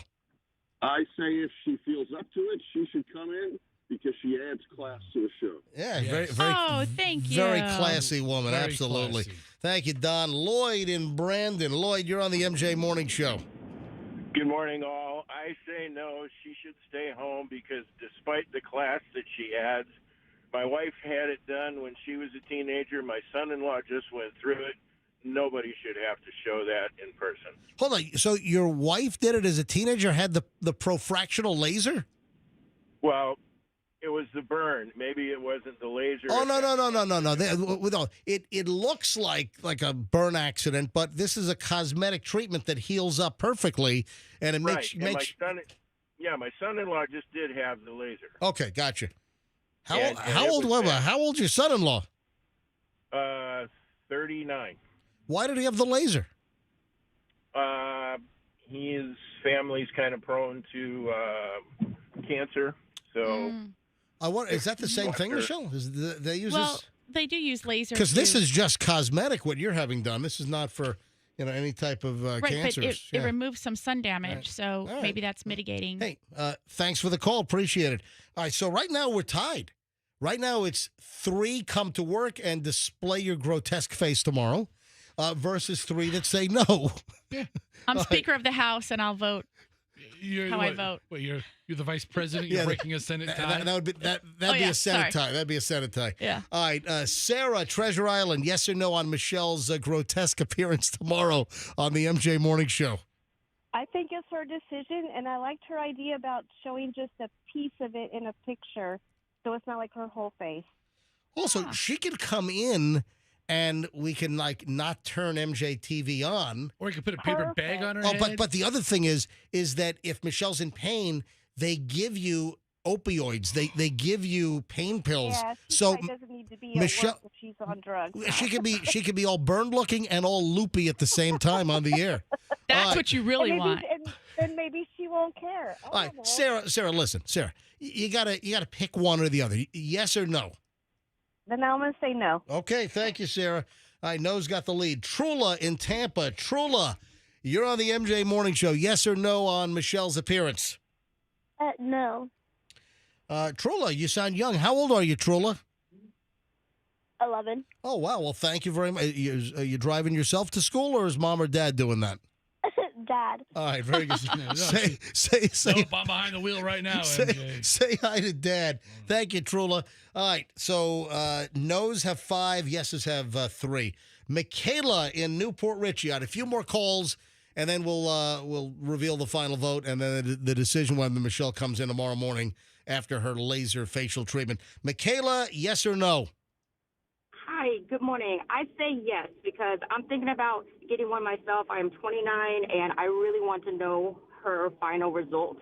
And I would like to know for more, let's say here, educational purposes. Oh, yeah, So educational, absolutely. I say yes. All right. Thank you, Michaela. Have a great day. Camille in Tampa, yes or no on Michelle coming into the show tomorrow with her burnt-off laser skin treatment face? I will say yes, unless she's super opposed to it. I don't want to force her, but I want to see, because I also, like your last caller, am thinking of getting a CO2 laser, which I think she's getting is the CO2. Camille, how old are you? 49. Want to go into 50 strong. Oh, yeah. All right, Camille, thank you very Yeah. much. Okay, you bet. Okay, thanks. All right, let's grab, Andrew, I'll grab Milana, Miguel, and Connie, and then let's shut her down, and we'll get the final vote. Milana calling from Cocoa Beach. Milana, you're on the MJ Morning Show, yes or no? Yes. And how old are you, Milana? I'm 11 too. Wow. I love this. This call segment, I've had 11 to 49 were the age range. Milana, thank you very much. Miguel in Tampa, yes or no on Michelle's appearance tomorrow? I was leaning towards no because I didn't want to be that every time you yell Michelle, that's the screenshot that pops in my mind. But since you said she might be all loopy and dopey from the meds, I'm going with yes. That's a great answer. All right. Thank you, Miguel. All right. Connie in Riverview. All right, final call on this. All right. Hi, MJ. Michelle, sorry. I say yes, only because I'm morbid and I just want to see how bad it looks. That's all. That's all. That's a good reason. Yeah, I'm not thinking about doing it. I just want to see how bad it looks. All right. Well, here's the revelation. Ladies and gentlemen, all right, Connie, thank you for calling. Here it is. The final vote is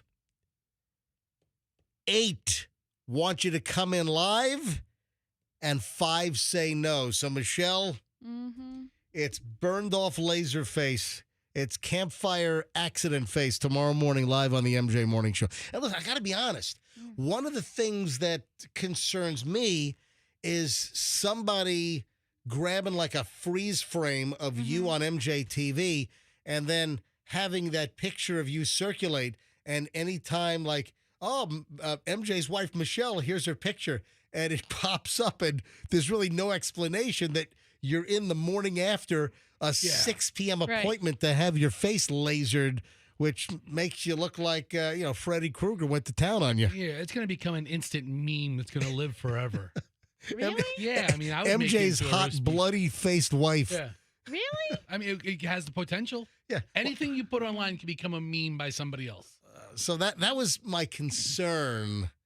But listen, the callers say yes. Yeah, so the listeners have spoken. So there it is, and it is a binding vote here on the MJ Morning Show. So Michelle will be in tomorrow morning with a very scary face. This is just your sneaky way of getting me to come in more days a week. I said to you, I'll come in like a couple days a week. Until we fill the position. Right, until we fill the position. Right. And, a couple days. Then I heard you telling somebody like, oh, she's going to come in 2 to 3 days a week. And I was like, no, that's more than a couple. And now you're pushing me to 4. Yeah, I mean, he inches up on you. He doesn't does. He does. All right. I am shifting now. We still have to get All to right. we still have to get to Fester's favorite story of the day, and that's the humongous woman in the lift. Well, she ain't going anywhere. Don't worry. She's Nowhere very, fast. She's very sedentary. She'll be here in a few minutes for us to do the story. But first, though, I've teased this, and I've already heard from Julian and Chloe via text. Yeah. And they're all in on this. And I can't stand it unless there's a certain condition. Oh, that's what that text was from them? I didn't know what that was. No, it was. Okay. It just came in a family group Yeah. text, so Michelle just saw it as well. So Fester started this conversation because last night, Fester sent me a link to a Reddit thread, a subreddit from the Reddit Interesting subreddit. And interesting it is. Is this you? Is this not you? And it comes down to the propensity these days for whatever reason, allegedly 70% of people now watch TV with the subtitles turned on. What is this? Why? Why does Julian and Chloe, why do they want the subtitles on? And listen, obviously, if you're watching a foreign movie, you got to have the subtitles on if you don't understand the language. So, yes, when I watch foreign films, the subtitles are on. But in an English language television show or movie, I don't want subtitles. They distract me. They take up space on the screen. I don't want subtitles. And then, Fester, you sent me a note with the link to this Reddit that you've started watching everything with subtitles. Why? I started catching myself doing it. Why? And the kids are the one like, can you take the words down? And I'm like, all right, hold on. Oh, so your kids don't want the But words. they're still young and stupid, though. I mean, they don't know. I mean, Fester. But, I mean, and Julian brought the point up. I think he and I talked about it once before, and he said, there's so much background noise in the movies now, I can't always hear the dialogue. And I never really thought about that, but now that, or if they use a word that I'm unfamiliar with, I'll find myself rewinding and then reading the closed caption to see what they said. What are you, an idiot? Words you're 50-something years old. Words you're unfamiliar with in the English language at this point in your life? You don't hear words that you don't understand or know what the meaning is? Guess what? In movies and TV shows, it is almost never that there's a word in the script, in the dialogue that I'm not aware of. I can't tell you the last time I had to look up a word in the dictionary that I heard on a TV show. I was watching Neil Tyson deGrasse talk, and I was like, Whatever. oh, that's a big word. Let me look that one up. And then, Michelle, you've also, are the kids rubbing off on you? No, but I agree with Julian that the mix, the audio mix sometimes, and also the actors aren't mic'd properly. So we're watching Yosemite, and that Yellowstone. Yeah, I call it Yosemite because she calls Yellowstone Yosemite. That's kind of a joke. Because Kevin Costner has a new show called From Yellowstone to Yosemite. Does he really? Oh, does he really? Yeah, I saw a preview for it. Yeah, Yeah, and I'll watch it with the closed caption on. Right. So listen, in that show, he talks. We've said this when we're watching it with this gravelly, low voice, and he turns away a lot. And I read something where sometimes they're not mic'd properly. There is other sound going on, as technologically advanced as we are, and so the mic is not picking up his whole line or his dialogue, and I'll be like, what the heck did he just say? And that's when I go, you know what? Put those closed captions on. I don't think I've had any difficulty. Yes, you have. Understanding Kevin Costner. Yes, but you have. You're lying. I don't remember him having that low, gravelly voice in other things. Yes, his character. Let's grab some calls on this. 800. Look, the phone's already ringing. Almost every line is already ringing on this. So what is the deal with the closed captions? I mean, are you, the MJ Morning Show listener, are you into the closed captions? Do you like it? Are you demanding closed captions on regular English language programs? Or listen, maybe Spanish is your first language. Do you want Spanish subtitles on, even though you technically understand everything in the show? So subtitles, yes or no? When did this begin? Why are my kids and now Michelle into subtitles for everything? I'm sorry. I don't want subtitles unless it's a foreign movie. I'm reading an article right here on The Atlantic that actually analyzes why that's a thing, and it does talk about the loudness of a show or a movie is I think somehow like consistent through the whole production. Right. And so then when they provide the dialogue, sometimes that's not like audible for you. And we need a disclaimer. We're not talking about deaf people, okay? Yeah. If this is a bunch of calls, well, my grandmother can't hear anything. Yeah. That's who it's meant for, okay? Don't tell me about your deaf parents. She's got to stick a funnel in her ear. Speak up, Sonny. All right, 800-990-1047. Where do you stand on subtitles when you really don't need them? Why are people turning on the subtitles? And again, Fester sends this Reddit thread that claims that 70% of people now watch TV with the subtitles turned on. I'll tell you what, in my house, it's 100%, excluding me. Then it's 75%. Every line is jammed. Let's hit the phones. Mark was in first. Mark's in Holiday. Mark, you're on the MJ Morning Show, Q105, 104.7 FM. Hello. Hey, good morning. You guys are all over the place on this subtitles thing. I want to say from my point of view that I never cared for subtitles. They were never really an option. But with the streaming services today, a lot of TV shows will almost default to having the subtitles on. And so I find myself actually enjoying them. And I found that when I go back and watch older movies, people are saying things that I didn't really know that they were saying. Maybe I missed a word, or maybe I missed a hint on some kind of Sherlock Holmes type show. But I won't go out of my way to turn them on, but if the show that I'm watching or the movie that I'm watching defaults to them on, I will keep them on.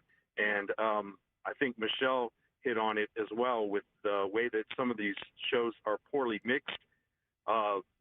It's almost impossible to keep going back and forth with the up and down on the volume, trying to keep it at a reasonable level when you have explosions going off and then the next scene is quiet as a church mouse. Mark, have not really noticed any issues with the mix in the audio, with the music, the sound effects, and the dialogue. I really don't have the issue. Mark, thanks for weighing in. Jill in Port Richey. Jill, MJ Morning Show, subtitles, where are you? Good morning. I'm a teacher. It's a great way to improve kids' reading. Wow. Shut off the sound and let them read. Wow. And what age kids do you teach, Jill? I teach middle school and high school right now, but I'm the oldest living teacher in Pasco County. I'm 81. Hold on, you're the wait a minute. You're the oldest living teacher in Pasco. You're 81. That is fantastic. Yeah, I've been teaching for over 60 years. I think I saw an article about her. Wow. You did. Yeah. You did. Oh my gosh. Bay News 9. Yeah. They did a story on her. Wow, that's Yes, fantastic. Well, Jill, the oldest, are you among the oldest teachers in Florida? I don't know. I have no idea about that. Jill, do they have to use the word living? Can't you just be the oldest teacher? I'm the oldest living teacher. Well, that adds a little spice. Okay. So, Jill, really how many years do you plan to teach? Well, I guess forever. I like what I do, and I have no intentions of retiring. So, wow. I did retire once. I did for about a year, and I was bored to death, so I went back again. Gotcha. Jill, you sound great for 81 then, teaching in Pasco. Jill, let us know. Just keep in touch with us. Let us know when you retire. Certainly call us up, okay? Did you say what subjects she teaches or what grade? I do all the time. I'm always on. Oh, that's fantastic. So, Jill, Fester wants to know what subject you teach. Well, I'm a reading specialist. Oh, there you go. All right, awesome. Thank you, Jill. Have a great one. That's awesome. And then Michelle saw a story on the... I did. I saw the story. The minute she said it, I was like, I read about her. Wow. Mel in Brandon. Mel, you're on the MJ Morning Show. Hello. I hate the subtitles. My daughter and her boyfriend always leave it on default. Yep. Every time I turn on one of my channels, I have to see it. It's so distracting for me. Then I have contrast. I have my parents over who can't hear anything, and they get so distracted with the subtitles. They're like reading them out loud, and it makes it even worse. So I can't stand it. See, I'm in the same boat as you, Mel. Thank you, Mel. Have a great day. Lisa in Seminole, subtitles. Where are you on the issue? I do not use them normally. but I do watch a couple of shows like Swamp People and things like that where you can't understand Louisianians. So it's true. I kind of have to have them because I can't understand what they're saying. But other than that, no, I do not use them. You know, we might have to add subtitles to the MJ Morning Show on MJ TV whenever we have Cajun Fester on. Well, let me tell you something right now. Mr. MJ Hill. We're going to put a subtitle underneath Cajun Fester. That'd be a ridiculous idea because everybody understand clearly what I've been talking about here. Right. Can you give us a gumbo recipe? Let me hear. So here, first you gotta start with the filet gumbo. You start with the little filet powder. You make your roux. Make a beautiful roux out of it. What? A roux. Put the subtitles on. Make a roux. A little bit of butter, a little bit of flour. There, make your roux. Jeff in Tampa. Put the Holy Trinity in there. Jeff, you're on the MJ Morning Show. Hello, Jeff.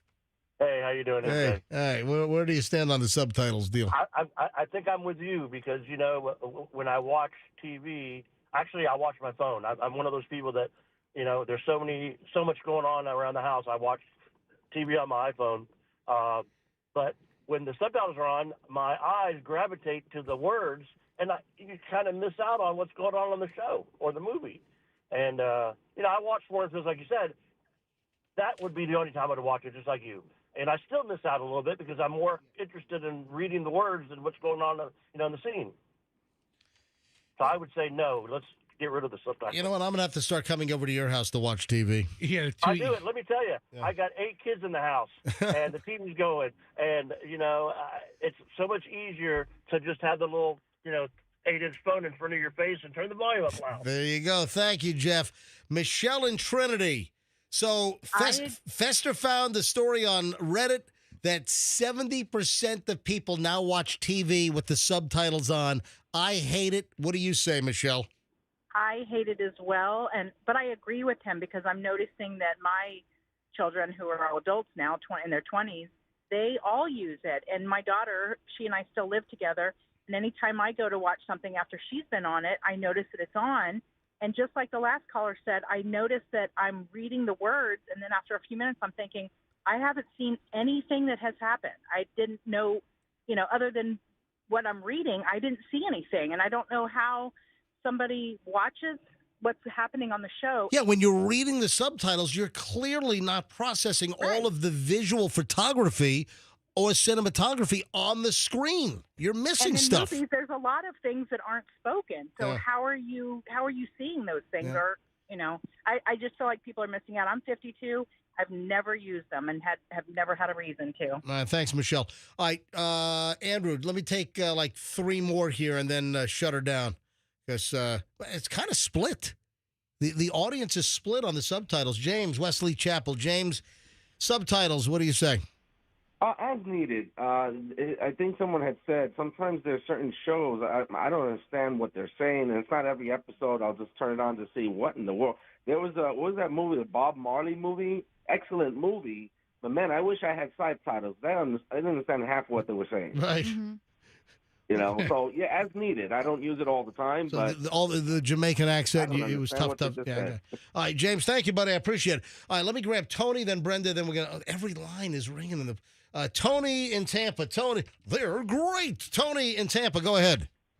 Yes, me and my wife always fight about it, but she's correct about you can't understand the people, so you have to turn it on to see what they say because they say it so fast. That's all. Who wants it in your house? You or your wife? My wife wants it all the time. All right, and you don't want it, but you're what? You're coming around to it?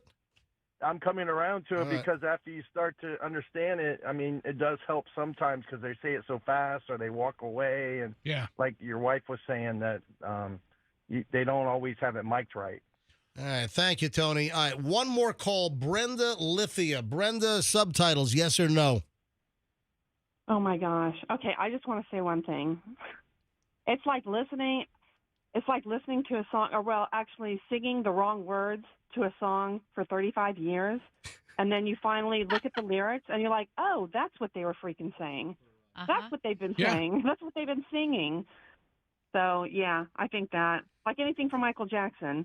Oh, yeah. Well, there was some people thought, like, instead of the kid is not my son, people thought that he was saying, the chair is not my son. What? Seriously, a lot of people thought that Michael Jackson was singing, "The chair is not my son." I never heard that. Michelle, it's funny that Brenda brings this up. We just had a conversation yesterday. About Till Tuesday. Yes. Voices carry. And for years, I thought that she was singing. What was her name? Amy Mann? Was that Amy Mann, the lead singer of Till Tuesday? You know, hush, voices carry.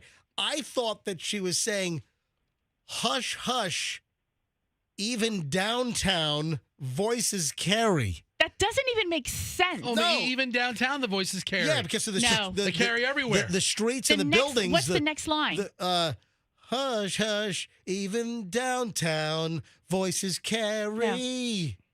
Yeah. What's the real lyric? What? The real lyric is, keep it down now. Keep it down now. Because when you say to somebody, hush, hush, keep it down now, yeah. You don't say, you're in the house and you're going to go, hush, hush, even downtown voices carry. You're going to say that to your kids? It's a song. That's ridiculous. It's a song. She's not talking. Ridiculous. She's not talking to children. She's singing a song. It's ridiculous. Listen, hey, Eddie Money's 2 Tickets to Paradise. Right. That's classic. Chloe, our daughter Chloe, thought that Eddie Money was singing, "I've got 2 chickens to paralyze." Oh my God. She thought that she thought, and then what was it? Creedence Clearwater, Bad Moon Rising. People thought the Bad Moon. People thought it was the bathrooms on the right.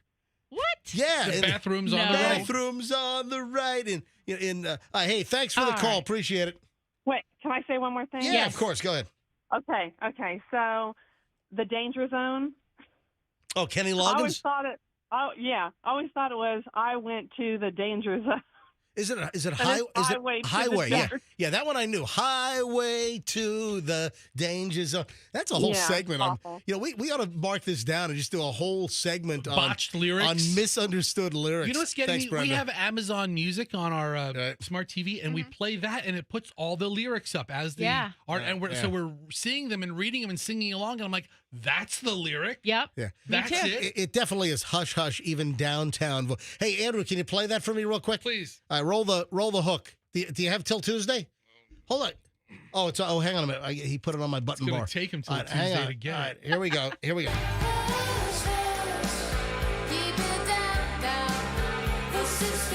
Yeah, hush, hush, even downtown voices carry. There's no T. Hush, hush, even downtown voices carry. All right, this is the power of suggestion because I heard them both. Yeah. The first time I heard "Keep It Down Now," second time "Keep It Downtown." Keep it downtown. Voices carry. Okay. Yeah. When she says now, like there's no T there. Yeah, it's downtown. Okay. Yeah.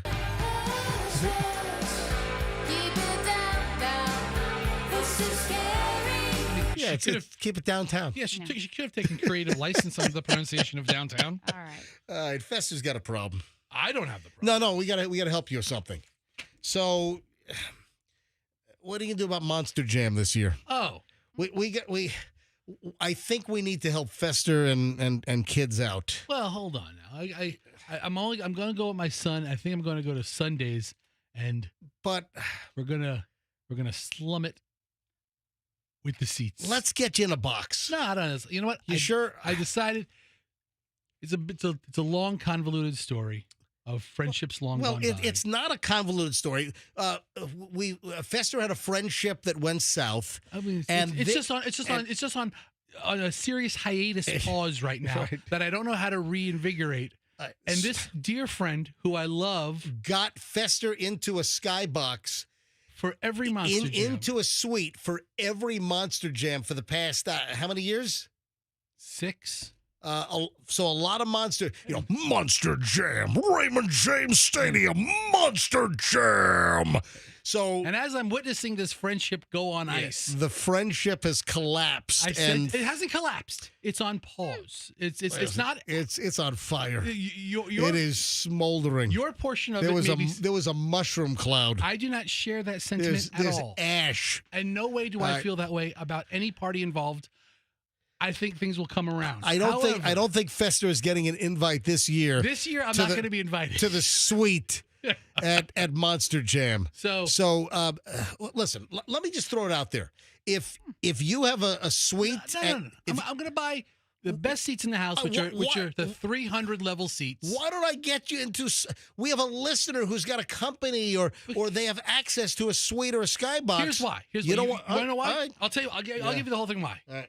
When I went with my dear friend, who I love him and his wife and his family. Mm-hmm. I was with my friends. Although he's gone mental and melted down. I don't feel that way. Well, I do. I know. But well, you do. You just want to admit it on the air. I feel he's having an episode of some sort. there you go. And I don't understand it. Right. But I still love my friend. And in years past, he and his wife invited me to share this space with them, which I've always been grateful. I think it's tainted cannabis or something. Appreciative of. However, right now, our friendship seems to be on a hiatus. Admittedly, I am not actively pursuing this friendship, nor is he, which I believe will come to pass. Okay. And he is one of my closest friends in the world. In the bigger picture. We'll see what actually pans out. As of right now, he's a dear All right. friend. All right, fine. So you're going to buy regular tickets and just go to... When is Monster Jam anyway? This weekend. Monster Jam. Yes. Raymond James Stadium. 1 year. Monster Jam. During COVID year. Fester's being left out in the cold because his friend is stoned on bad cannabis and won't invite him to the suite. I don't even know if they're going this year because I haven't spoken to them in about... Michelle, you're laughing. I haven't spoken to him probably in 6 weeks, which is, I think, the longest we've ever gone not talking. So, in the COVID year, when Monster Jam was in town for like 2021, right? January 21, everything was spaced out. You couldn't sit next to people, right? So we had 4 seats, but it was in the 300 level. And those are actually the best seats because you can see the whole course. It's not too loud. So Did you buy your tickets yet for Monster Jam at Raymond James Stadium? I think I think even as the event gets closer, they drop coupons down. Like, save $5 with a can of Pepsi or something like that. But I'm going to Monster Jam this weekend. I'm probably going to go Sunday during the daytime performance, and I'll take my little guy. But we're going to sit in the 300 level. And, yeah, absolutely fantastic. Yes, it's awesome. Monster Jam. You can get down in the section 100 level. Yeah, you can, but it's too loud. Yeah, so it's too because it all bounces off of the stadium. But when you're in the 300 level, then the sound just rises up and out. It's loud, but not like debilitating. We got to get into the lift story, and then I've got a story. Yep, that's me. You're probably wondering how I ended up in this situation. Well, yeah, a guy in Hudson is saying that. We'll get to that in a minute. All right, this is Fester's favorite story of the day. It's my favorite as well. A plus-size Detroit area rapper is suing because the Lyft driver said she was too large to get in his car. Wow. She is a large person. Oh, man. So she calls herself a BBW, a big, beautiful woman. Now, she is a GBW, a ginormous, beautiful woman. She is bigger than a BBW. And this woman, Dank DeMoss. That's her rap name. Her rap name is Dank DeMoss. Tell you what, in all those folds, it is Dank. Listen, she is an awesome rapper. I've watched a couple of her. I've never heard of her before this episode, and I've watched a couple of her videos on YouTube. Right. And she's talented. Dank DeMoss, who has previously diagnosed that she weighs 489 pounds. So that's almost $150 more than Fester. Oh boy, that's dude. That's like that's me holding a high school kid. Wow. What? Oh yeah. Well, yeah. 100. Yeah. 100. Well, high yeah. school man. I don't know. Yeah. 150 pounds heavier than me is a pretty big person, and she's not as tall as I am. She looks like she might be like 5'4". 5'4" and 489. Yeah. I mean, this is like a cliffside boulder that like rolls down and then blocks the highway. Tell you what, she's 5 foot tall, 500 pounds. She's a double nickel. Wow. I mean, she's 5'5". So she claims that she was rejected earlier this month up in Detroit when a Lyft driver rolled up in his Mercedes-Benz and then immediately locked the doors and wouldn't let her get in. Oh, man.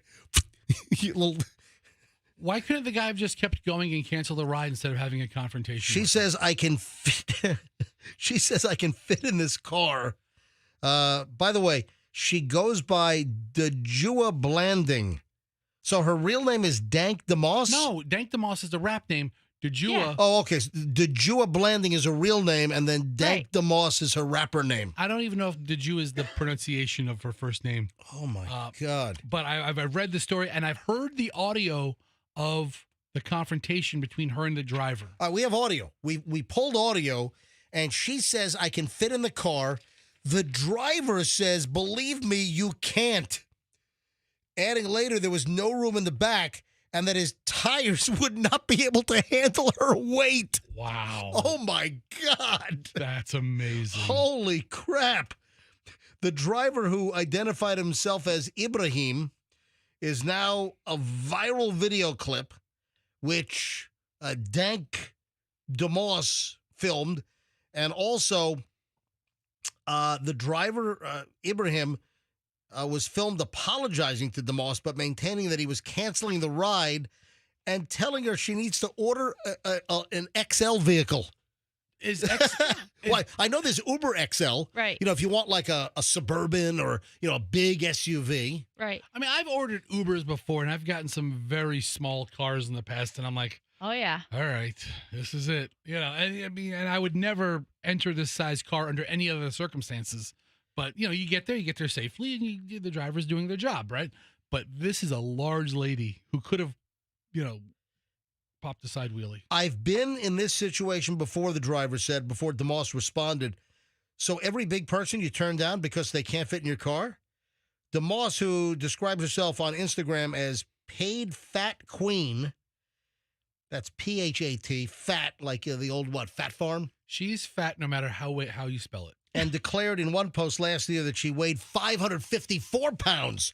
So wait a minute. Does she weigh 489 or 5? I'm looking at her picture. It looks like it's much closer to 6 bills than 5. She has a new rap song called Working in a Salad, and it talks about how she lost 60 pounds. Working in a salad. I don't know if I could play her music. I don't know what kind of lyrics she spits. Hey, Andrew, see if you can find some Dank DeMoss and see if you can find something clean. I mean, there's a bunch of YouTube videos. Yeah. Type in DANKDEMOSS, and after it talks about this news article. Apparently in your Detroit news report from Fox Detroit, yes, they play a clip of her. Oh. Or, Andrew, see if we can find something. I want to see when Dank DeMoss is coming to town on tour. I want to take her to the buffet. Did you hear the buffet opened up again at the Hard Rock Casino? Oh, yeah. It was closed during COVID. Yeah, it's closed for a couple of years now. Yeah, so that's right. The buffet just reopened at the Hard Rock, and I always heard that buffet was incredible. Dude, awesome. Hard Rock, book Dank DeMoss. Just pay her in buffet tokens. Oh, man. She's a big lady. I love big people. And I know we're having a little bit of fun at her expense, but she's a very large person, and she was discriminated against. You cannot discriminate against people because of race, gender, religion, or sexual orientation or size. A Lyft spokesperson told the New York Post that the company couldn't comment on specific incidents caught up in litigation, but they condemned discrimination. Lyft unequivocally condemns all forms of discrimination. Absolutely. We believe in a community where everyone is treated with equal respect and mutual kindness. Our community guidelines and terms of service explicitly prohibit harassment or discrimination.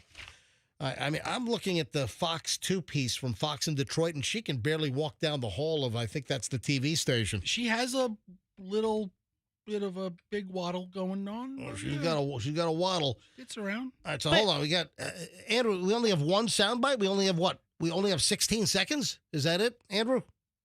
Turn your mic on. You talking? Andrew, we're on the air. Go ahead. Yeah, there was more. I discussed it with Fester, and that was the one you wanted me to pull. No. What we said was look.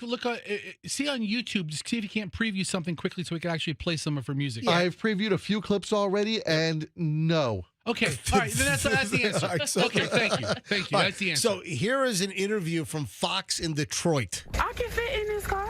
No, believe me, you can. Yes, I can. Believe me. So every big person you turn down because they can't fit in your car? Yeah, because they need to order the Uber XL instead. No, I don't never have to order Uber XL.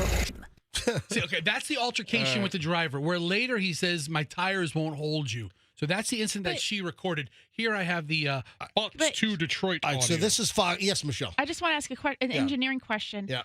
Vehicles do have a weight limit and the capacity of like how many passengers they can hold or a weight. So I don't know what kind of car he has. Listen, he had a Mercedes sedan. Probably, Okay. even if she weighed 550, any car can carry a fat person. Exactly. So that's not a legitimate what he's No, saying about his tires. Tires are not going to pop under the pressure of a large person. The rear end's not going to shoot the front end up into the air. The whole suspension's not going to just disintegrate upon her entering. All right, so this is from Fox 2 in Detroit. Yes. On the edge, a Detroit rapper is going viral for something other than her music. Fans know her as Dank DeMoss, and they're fuming after a Lyft driver allegedly did a ride because of her size. And Fox 2's Jessica Dubnak is live in Detroit with this story. And my goodness, tell us how this all unfolded here, Jessica. Well, it all unfolded on video. Deja Banlane whipped out her phone when this all happened. Now, the Lyft driver, he was kind enough and apologetic, but refused her a ride and said that she would not fit and that her weight couldn't be handled by his tires. Now she's filing a lawsuit. Have you been in cars that size before? Yes, I have. I've been in cars smarter than that, you know. Deja Blanding tells us she was just trying to get to a Detroit Lions watch party this month when her Lyft rolled up. As I'm walking, I see him like making faces or whatever. I'm like, oh man. She already knew. I can fit in this car. No, believe me, you can. Yes, I can. Believe me. He told her there's not enough room in his car. Oh, man, let me tell you right now. You know what she needs to rap?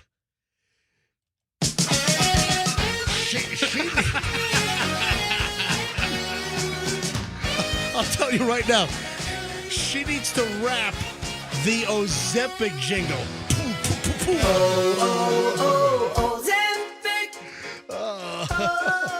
Man, that's what she. Why is she not on Ozempic or Manjaro or Wegovy? She's a very, very big woman. Yeah. Who's very talented. I saw some of her videos, and she's a very, very good rapper. I'd be excited to go to the Dank DeMoss concert if it came to town. Even if it came I'm to a Lakeland. star. He said he couldn't fit in the car. I mean, so when Lyft unveils their new fleet of flatbed trucks, they should have her in the commercial. Oh, okay. She's a big lady. Yeah. It's wrong. She should not have been discriminated against. Now she has a lawyer. Oh yeah, she's lawyered up. She's suing Lyft. Yep. Better call Saul. Yep. Hang on. Andrew wants me to take line 6.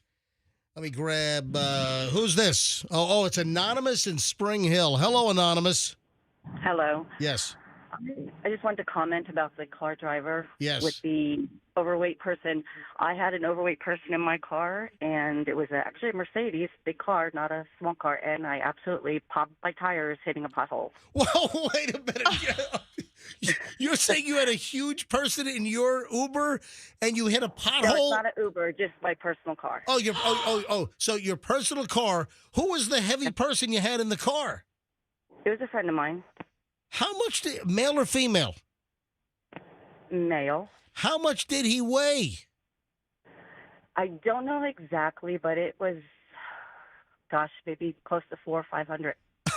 Okay, 400 or 500 is a big difference. And you're saying you hit a pothole, and because of the extra weight from your friend, it popped the tire? Oh yeah. So you think if your friend was not in the car, you would not have popped the tire in the pothole? No, I wouldn't have. Oh man, I love this show. You never know what's going to call. All right. Are you still friends with this guy? Yeah, no. But he drives, right? He's lost weight, but we're friends. Now, do you agree that this Uber or Lyft driver in Detroit was wrong? No, because if he had a small car, he definitely would have popped it. Was this a friend with benefits? No. Oh, I was going to say, because he might pop you. All right. You know. No. I'm sorry for MJ's comments. I got a great idea. I Let's understand. go. I want to be on top. Oh, let's make out. Okay. Let's play Love Island. I'll be This the is a island. family show, right? Yeah, exactly. It is. Not It is. always. Hey, Anonymous, thank you for calling in. Okay. All right, Thanks. Man. But yeah, I mean, Dank DeMoss, I mean, if you want to do a deep dive on some of her music, man, she's very talented, and she rightfully has been discriminated against because of her size. And the Lyft driver did say, hey, call this to better suit your needs. Wow. And that was his opinion. Wow.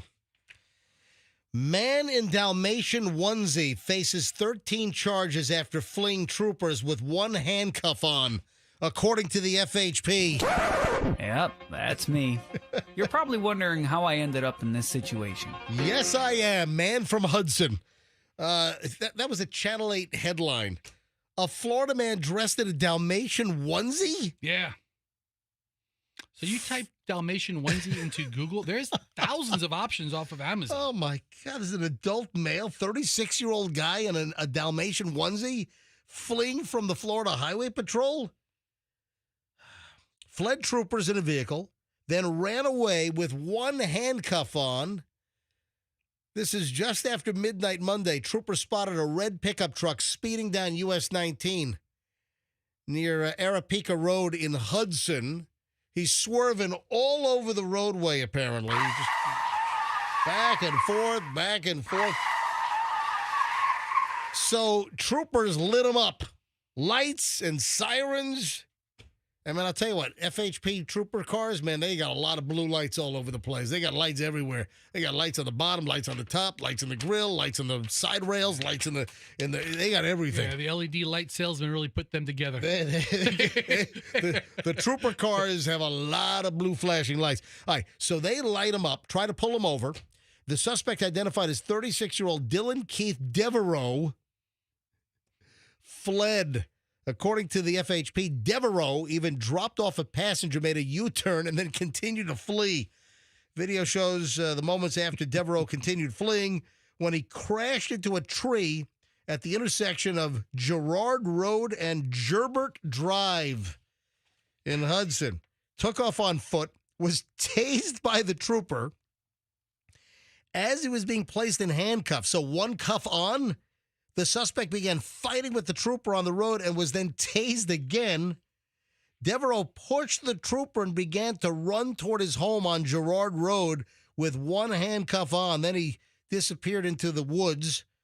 Another trooper shows up with a canine, sweeping the backyard. Inside the Newport Richey home, Devereaux's girlfriend, 31-year-old Megan Elizabeth Hamilton, told officials she did not want them in her home because she had drugs inside. That's a good reason. Didn't want to go to jail. That's a good reason. I don't want you in my home. I've got drugs in here. Cops can't come in. You got a warrant? You got a warrant, cop?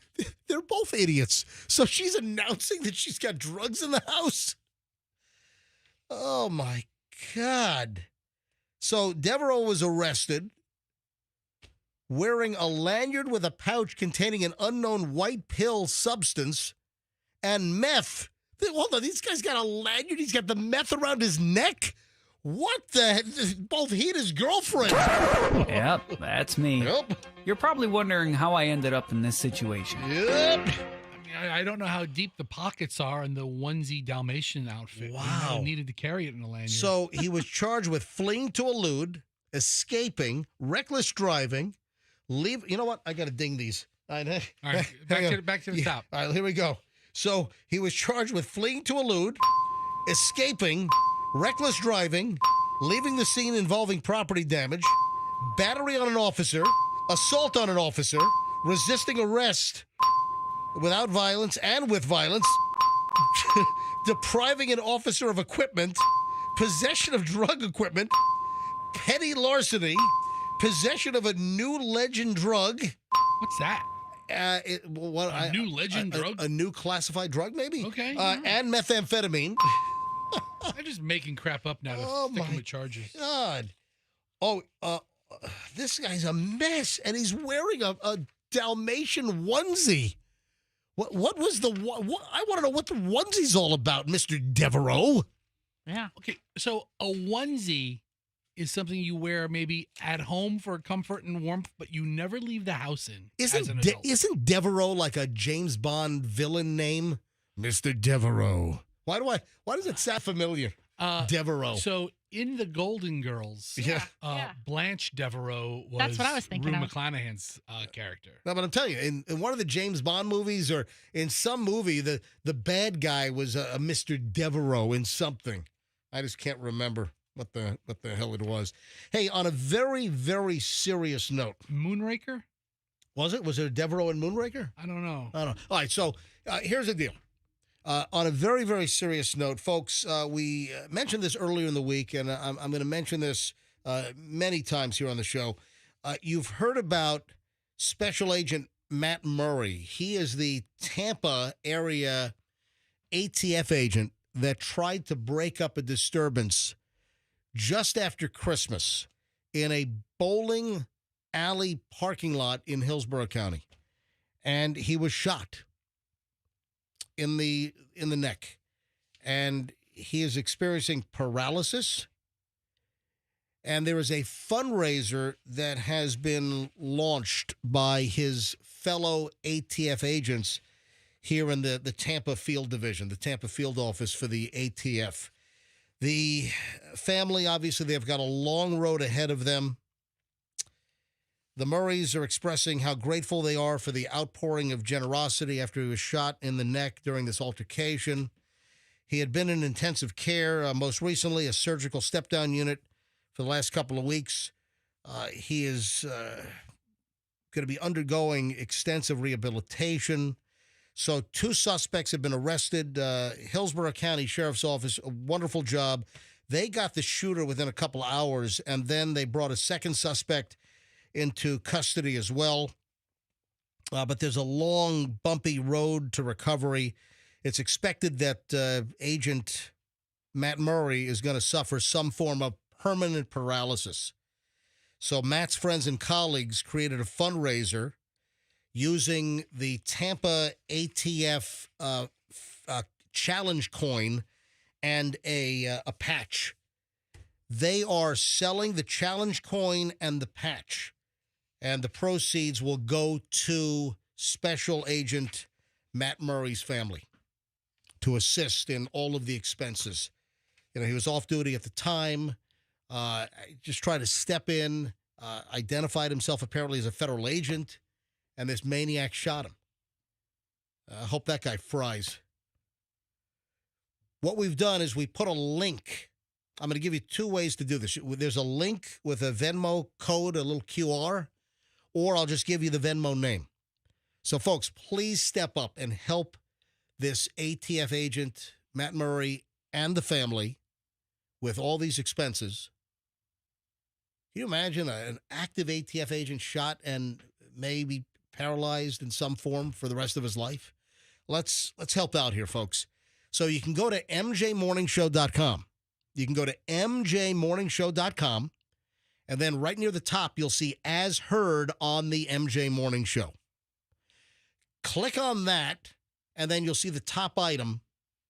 Andrew, move it up to the top. Yeah, move it to the top. You've got the. As soon as you click the link, I want him to be able to see the coins. Yeah, put. Well, it's not on the top on our computer. I'm looking at here. the webpage, Right, Andrew. So if it's not on the top, so you go to mjmorningshow.com, and then click on As Heard on the MJ Morning Show, and if it's not right on the top, then just scroll down and you'll see the coins. Help injured ATF agent and former Marine. So the challenge coin is $25 shipped, $20 if not shipped. The patch, the ATF Tampa Group 1 patch, is $20, $15 if not shipped. So listen, buy both. Help out. All the proceeds go to the family. So go to mjmorningshow.com, click on As Heard on the MJ Morning Show, and then look for the story, scroll down, and you'll see the artwork with the coin and the patch. So you can get the info there. Or you can just use Venmo or Cash App, and you're looking for Michael6894. So if you don't want to go to our website, you can buy the coin and the patch. Just go on Venmo or Cash App, Michael 6894. That's Michael 6894, and all the profits go directly to the family. So help this ATF agent out. Life-changing event, and let's show them what the Tampa Bay community is all about by helping them out. I think this next item is just ridiculous. The question is being posed, should the Monday after Super Bowl Sunday be declared a national holiday? Dude, I've always felt that way. Get out of here. They have President's Day in February, right? President's Day is a federal holiday, right? Yes. President's Day should be moved to the Monday after the Super Bowl. I've always felt that. That's ridiculous. No, absolutely, I felt that way. Yeah. This is the NFL on the MJ Morning Show.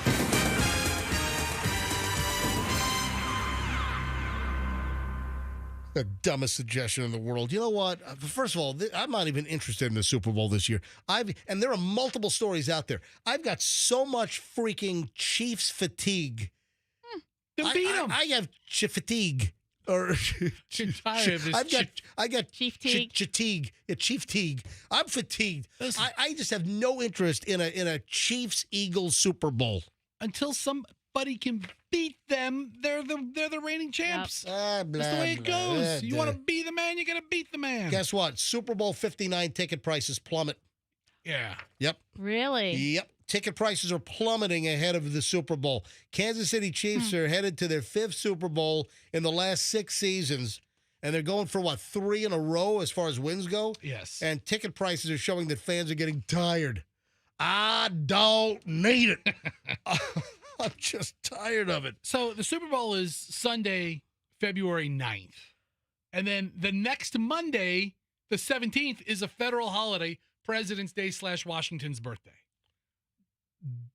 Duh. Move them together. Get out of here. You want to make America great again? Put the two of those things together. So earlier this week, on Monday, the big game tickets were about $4,600 on average for a ticket. Mm-hmm. But at this point last year, entry-level Super Bowl tickets were sitting at about $7,000 plus. Wow. Yeah, I'm telling you, people are fatigued. People don't care. People don't want it. And then... People don't want it. They're still going to pay thousands and thousands of dollars for tickets. Whatever. So the Chiefs-Bills ratings were huge. Did you see this? Yeah. The Chiefs and Bills on Fox. Were the Chiefs and Bills on Fox, or was that CBS? Which one were they? They were CBS. Hold on. Chiefs and Bills were? CBS. You sure? Because Tom Brady was in Philadelphia with the Eagles game. So that was on Fox. All right. I have the CBS football music around here somewhere. And Andrew, you said that Fox has the Super Bowl this year? Yeah, Fox does have the Super Bowl. Okay. But ratings were huge. The Chiefs and Bills game broke TV ratings records, averaged 57.4 million viewers. Because people love Josh Allen. I was so rooting. I was so rooting for the Bills. I know. I mean, they could have put any team up there against the Chiefs. I mean, I think people were looking to see the Kings get knocked off. And they didn't. And by the way, rest in peace, Cigar Dave. Yes. He drowned himself in the bay afterward after the Bills lost. So rest in peace. Shot himself in a single barrel whiskey or something. And then we got to talk about Taylor Swift's face. What's wrong with her face? Michelle, you wanna spearhead this? I'm not. I didn't notice it. Come clean. I heard this from somewhere else, but people are speculating that something's going on. A couple of things. Maybe she's had some procedures, because she just came off of her tour. So clear something's been done. Yeah. If you look at Taylor Swift when she was on tour and just finishing up her Eras tour in Vancouver, Canada, just before Christmas, right? Was it just before Christmas?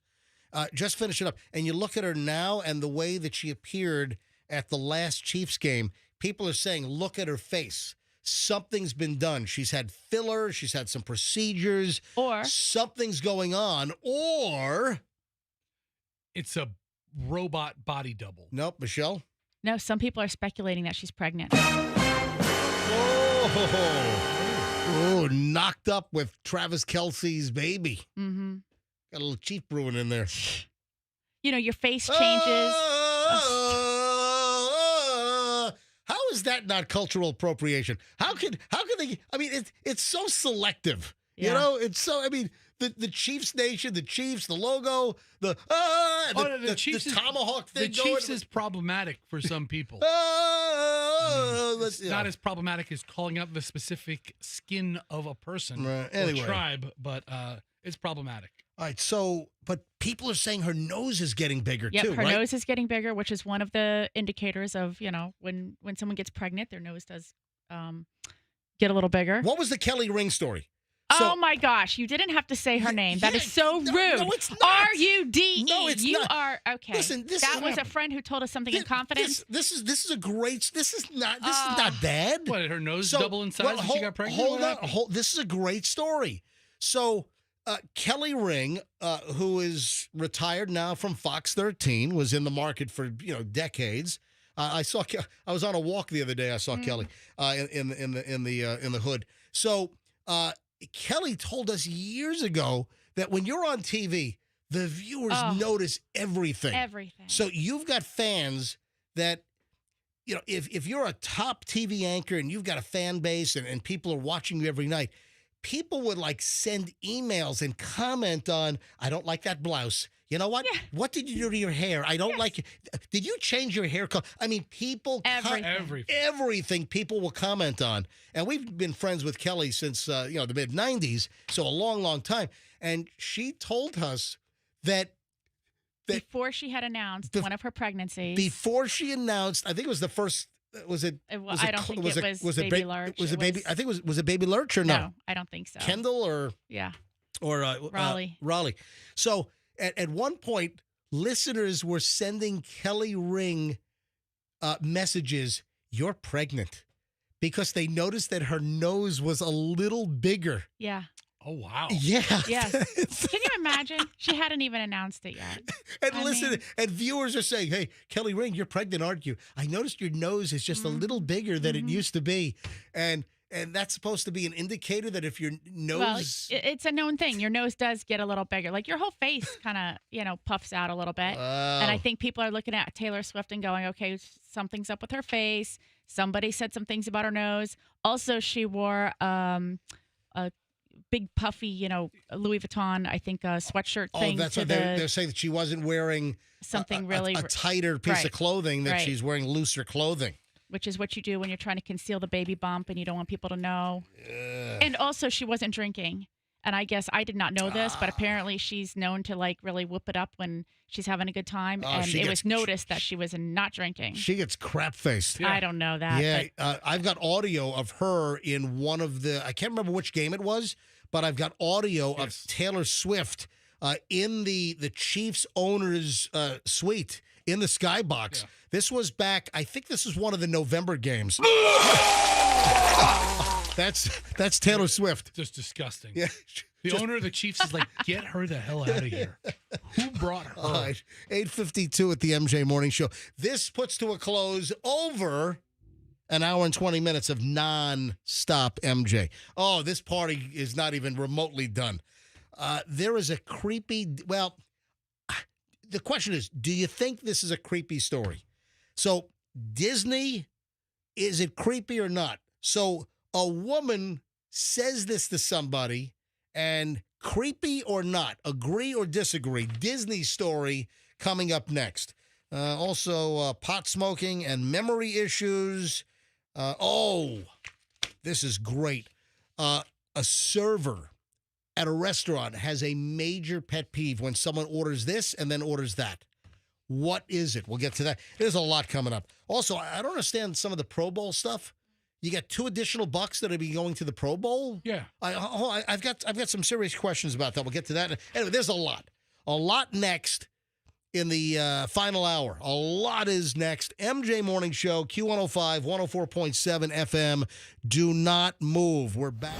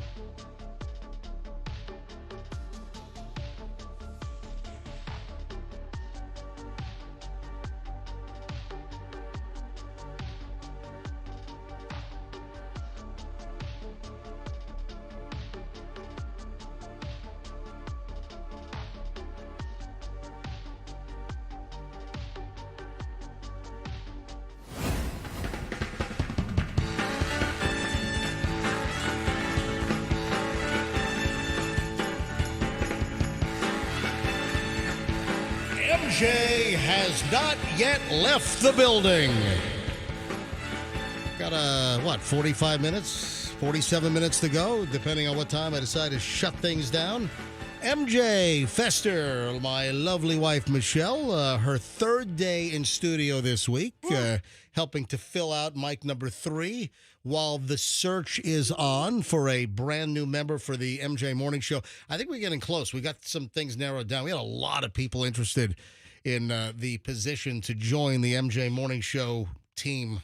And a lot of people are saying, make Michelle permanent. A lot of folks are like, man, Michelle really is doing a phenomenal job. Yeah, but we can't afford her at all. Hey, listen, we can suck some more money out of Beasley. No. Unless they would think, oh, no, we could get Michelle for free. She's Right. just like an appendage of MJ. Like now. She's like MJ's second wiener or something. Oh, my God. Okay. I mean, he needs a second one because his first one's so hard to find. Oh, my gosh. Come on, what's the matter with you? You're the one making second wiener jokes. What's the matter with you? You're making second wiener jokes. What's the Come matter on. with you? What's the matter with you? I mean, part of the fun is the insults around here. You guys are gross. What's the matter with you? That's why we need a female in here. Well, listen, Michelle, a lot of people want you to stay permanently. Well, thank you, but you know what that is? A recipe for divorce. What do you mean it's a recipe? That's too much time together, maybe.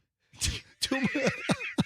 Like, we work together, then we're going to be at home together all day long. We're empty nesters. We really don't, Yeah, it might be a little too much. She barely likes seeing you as much as she does. I got the Fester wheeze laugh. It's like a cartoon laugh. It is. It's like it's like mumbly from Is that what it is? Yeah, from the Wacky Racers. It's it's the Fester wheeze.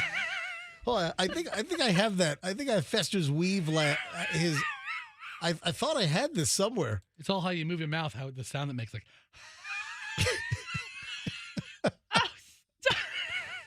Where's my Fester wheeze laugh? I thought I had the sound effect somewhere. I can't find it. All right, we'll find it. All right. All right, moving along. We love having you here, by the way. Yeah, well, thank you. You're doing a great job. All right, so is this fair or not?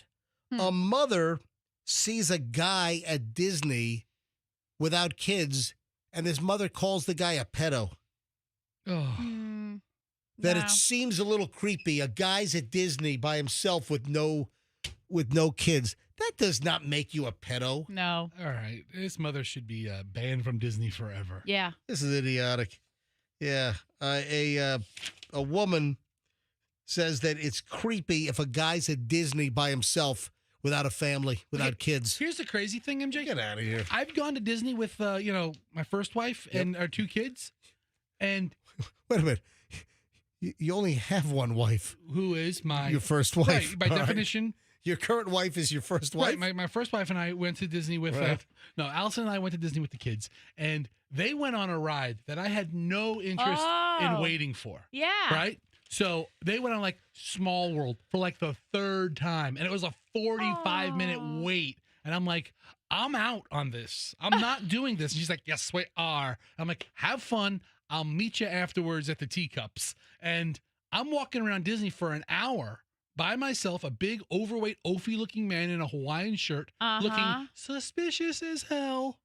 Did somebody call you out? With no wife, no. But I could see how there are single men just wandering around. You don't know his back. You see a guy for 30 seconds, you're like, oh my gosh, here's a guy by himself. What a pedo. Yeah. Screw that lady, man.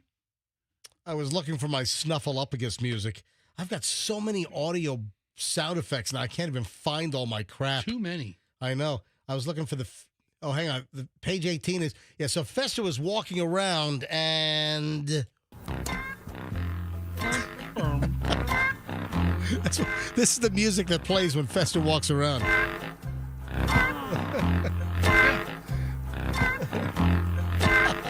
All right, so here's the story. This guy posts this on Reddit. The guy posts a story. Then he actually shot a video and puts it up on social as well. So this guy told a story. The wife says out loud to her husband, I'll never understand why grown adults come here without kids. I assumed she made the comment directed toward me, but I wasn't sure. I ignored it. Unfortunately, it didn't end there. I turn around and she goes, excuse me, something's really bothering me. The wife says this out loud.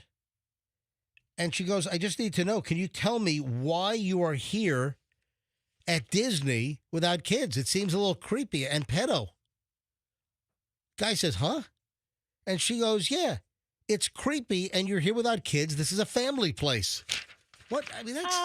you know what? I disagree. I think there are a lot of adults like to go. Couples like to go. Yeah, I mean, older people go. Right. It's a resort destination for everybody. Yeah.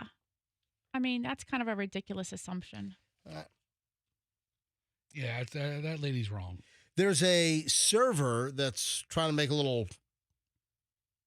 thought-provoking comment about something that drives her nuts. So this is a server at a restaurant. And, I might want to ask for some servers to weigh in on this. Or maybe you're a customer and you're guilty of this.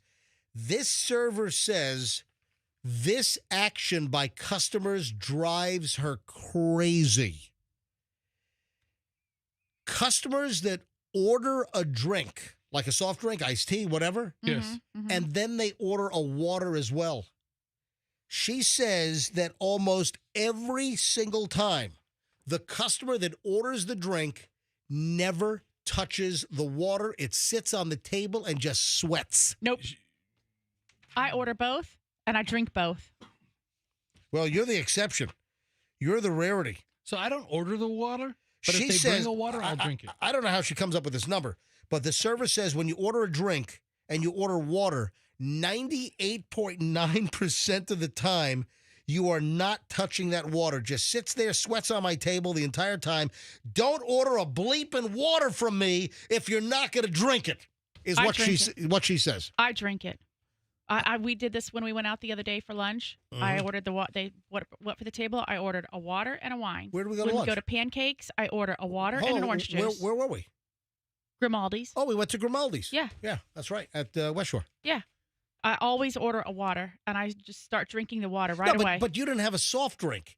I ordered a wine. Yeah, but wine doesn't count as a drink, really. Okay, what about when I go for pancakes and I order orange juice and a water? All right. And sometimes a coffee, too, and I drink all three. All three? She's nuts. She's nuts. You know what? Order some maple syrup and just start swigging that as well. Yeah, so I think this lady's got a point. I'm going to start paying attention. You know what? If you're a server or if you're a customer, dial up, fire up the phones.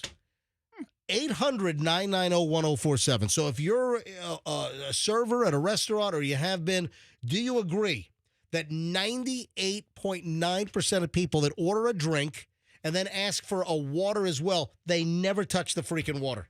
Yes or no?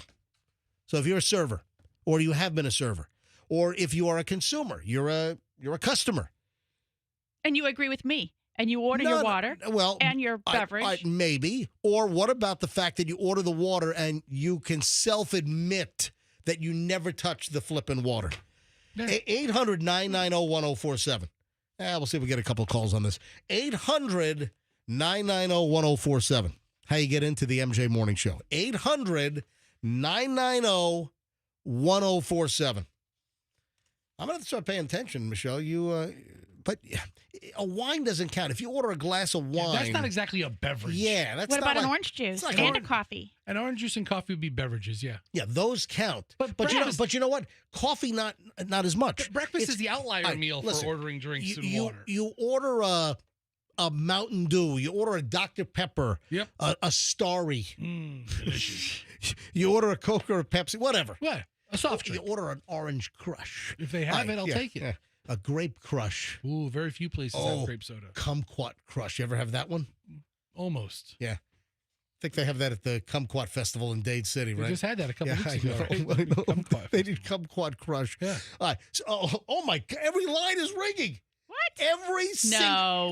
Every line is ringing. Every one. All right, Fessa, bring up the screener. Emory, Tampa. Emory, MJ Morning Show. Hello. Hey, good morning. I'm a customer, and I can tell you that I never ask for water unless I plan on drinking it. I have been asked, do you want water also? And if I don't really think I'm going to drink it, I'll say no, thank you. Sometimes they bring water automatically. Yeah. But if I ask, if they say, would you like water, and I say yes, I have known, to not drink it. But for now on, I definitely will be paying more attention and, if I really don't think I'm going to drink the water, then I won't ask for it. I never ask for it anyway, but when they, ask me if I'd like a water, sometimes I say sure. Well, Emory, think about this, and I'm sure a caller will probably bring this up. A busy restaurant over the course of a month, how much water are they dispensing into cups that might not be used? And then, of course, the cleaning. The washing and the washing machine water usage on the additional glassware as well. Emory, thanks, buddy. Ricardo in Tampa. Ricardo, MJ Morning Show, you're up. Okay, I usually ask for soft drink and water because sometimes the waiter or waitress takes a long time to bring a new soft drink when you run out. Oh, so if you need to drink something, you've got the water on standby. That is correct. Gotcha. No, Ricardo, you're right. I've sat there, we're looking at an empty glass of soft drink, and I'm like, okay, I could use refill now. And you're like, you're waiting for the ice to melt to see if you can get some liquid out of it. And exactly. Yeah. And they keep walking back and forth, and even when you ask for another drink, it takes them a while to bring it over. All right, Ricardo, thank you. Shar in Lakeland. Oh, Shar's a server. Hello, Shar. You're on the MJ Morning Show. Hi. Hey. So I'm a server at IHOP. Have been for 22 years. And that server is absolutely right. Well, most people that order a soda and a water do not drink it. Coffee, I automatically bring water. OJ, I automatically bring water. But soda and water doesn't go. See, we're getting this from a 22-year IHOP pro. Yes. She's a Rudy Tooty, fresh and fruity patootie.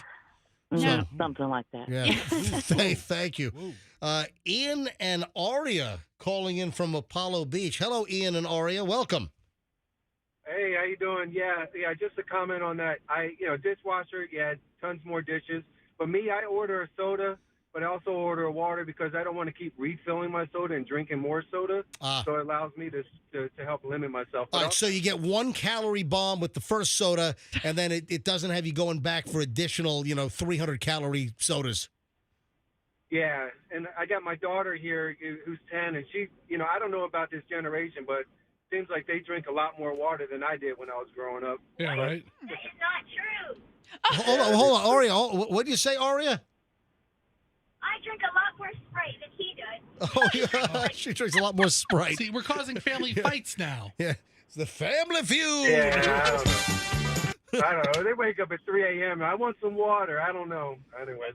I get up in the morning. I get some water. I don't drink it. It just sits there and Yep, there you go. Yeah, I don't know. So, Ian, you taking Aria to school right now?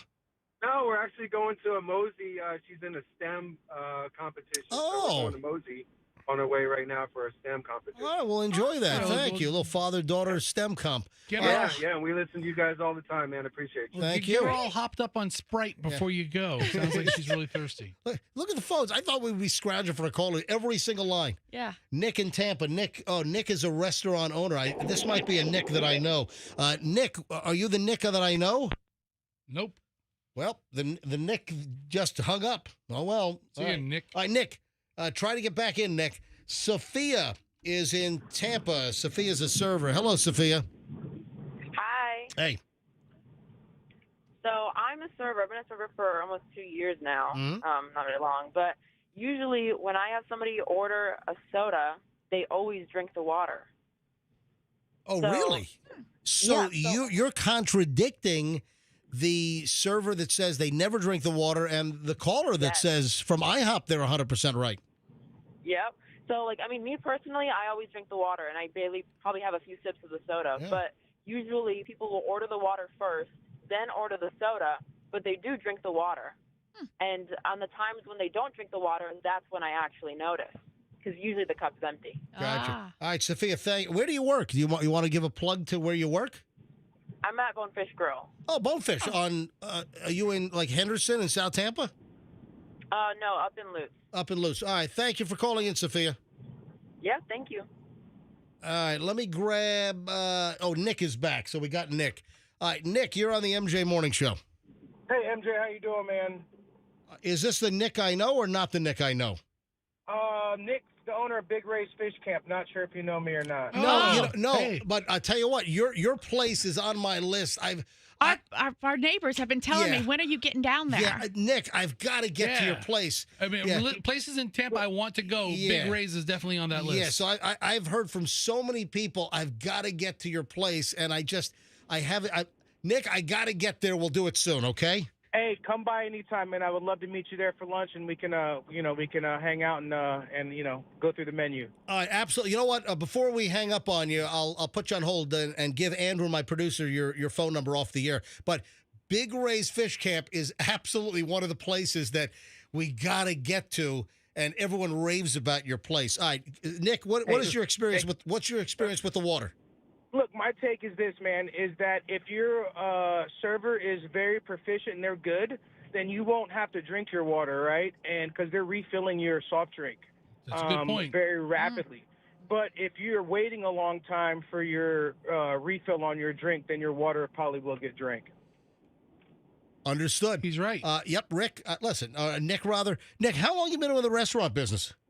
My whole life. It's the only thing I've ever done. Wow. I've owned Big Ray's now for we've been open almost 11 years. And we started over there on Inner Bay with the little shack. That's amazing. Listen, I've been aware of you guys, and again, we've got people that rave about your place and like, what's the matter with you? You haven't been there? So I'm going to put you on hold, and yes, I will get there shortly because I've been dying to get down there. There are just so many great places that, I've got a list a mile long of places I'm trying to hit, but I got to hit Big Ray's Fish Camp. All right, Nick, hold. MJ, I'll tell you what makes us different. We have soul at Big Ray's, okay? You walk in, you can feel the soul inside that place. So come by and see us. I love it.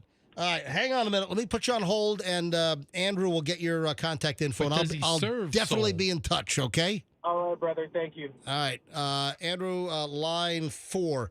All right, let me finish up with these, like 4 more calls, and then we got to move on. I had no idea this thing was going to explode like this. Pierce in Sarasota. Hello, Pierce. Hey, good morning, MJ. Oh, speaking of Sarasota. Hey, Pierce, have you been to Capo's Pizza down in Sarasota? Yeah, good pizza. Yeah, I've had a ton of people telling me I got to get down and try Capo's Pizza. If you like pizza, go there. Yeah, I've heard. My buddy Andrew, he's the owner of big home theater company, Advanced ESI in Sarasota, and he raves about Capo. So Michelle and I have to go down and meet. Yeah, I got to hit Capo. Anyway, if you like pizza, go there. Yep, Pierce, anyway, go ahead. I just think that's such a stupid statement. I mean, okay, if I order water and I don't drink it, put a smile on your face and bring me another water. I mean, whatever. Right. But, I can go in and spend $20 and leave a $15 tip. Don't ever make the customer feel out of place because he didn't drink his water. Yeah, I don't think they're making him feel strange. I think it's just an observation they have after the customer's gone. I don't think the server's not saying, "Hey, jerk, you Bottom didn't drink." line, the customer's always right, and if he doesn't drink his water, so what? Right. Anyway, listen, That's how I it feel drives about this. Yeah, gotcha. Drives this one server crazy that whenever they order a soft drink and their water, they never touch the water. So one server we had agreed, and then another server disagreed. Bree in Lakeland, Bree, MJ Morning Show, you're up. Hello.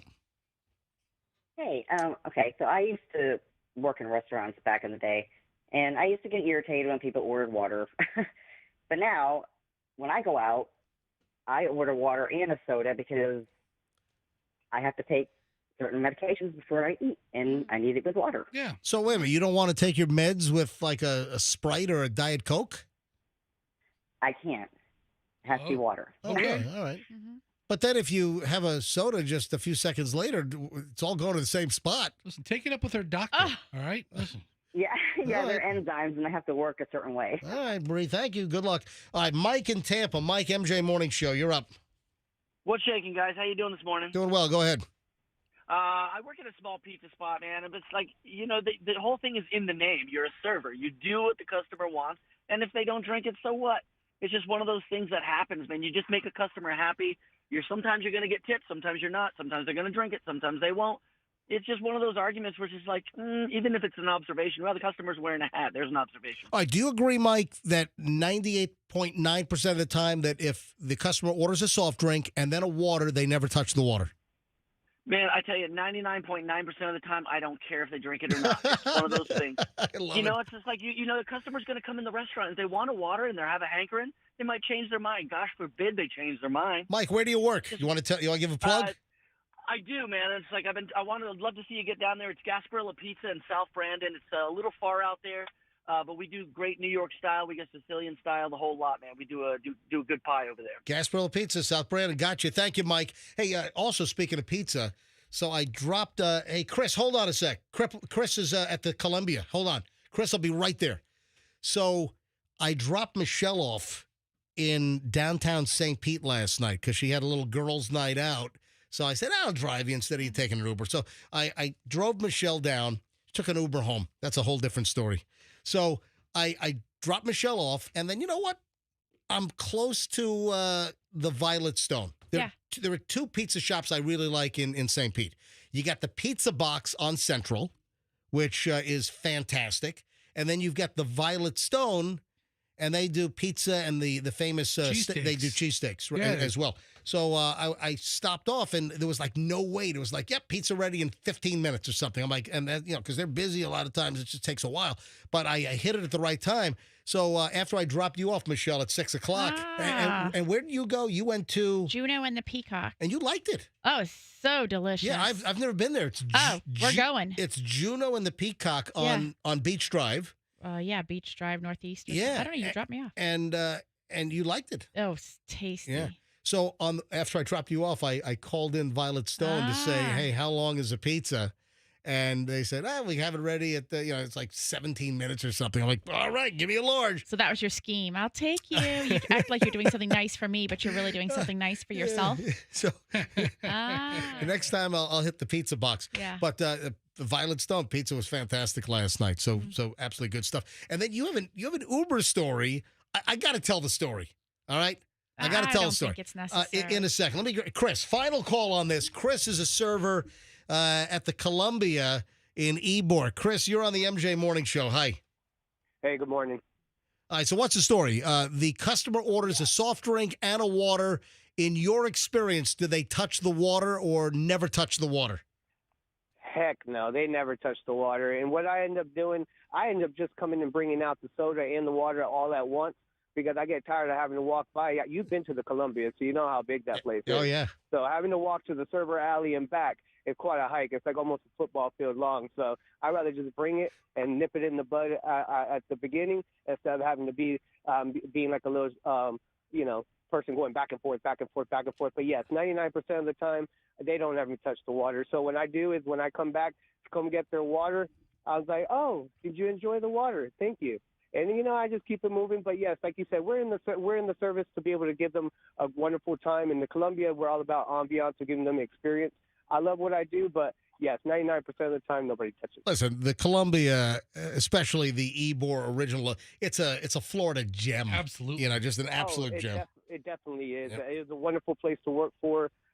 Matter of fact, I just finished leaving the Columbia recently because I made enough money there that I was able to start my own business. Oh, wow. That's amazing. That's fantastic. Yeah.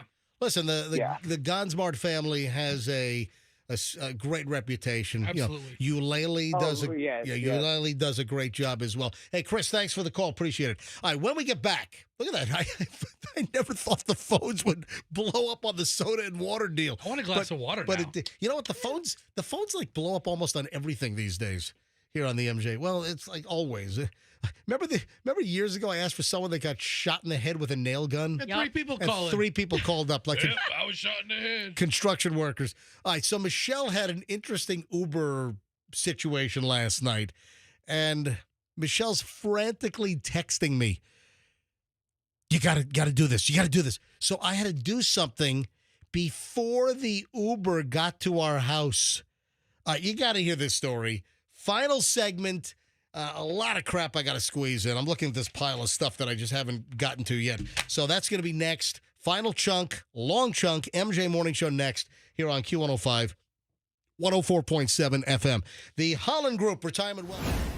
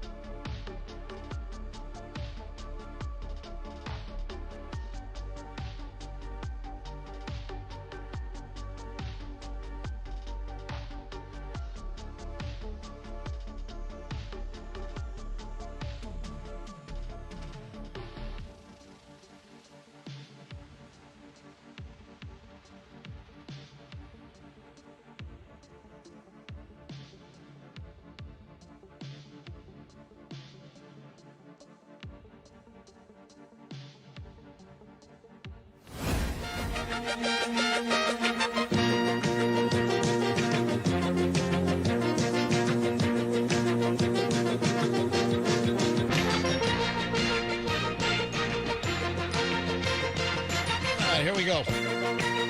I'm ready.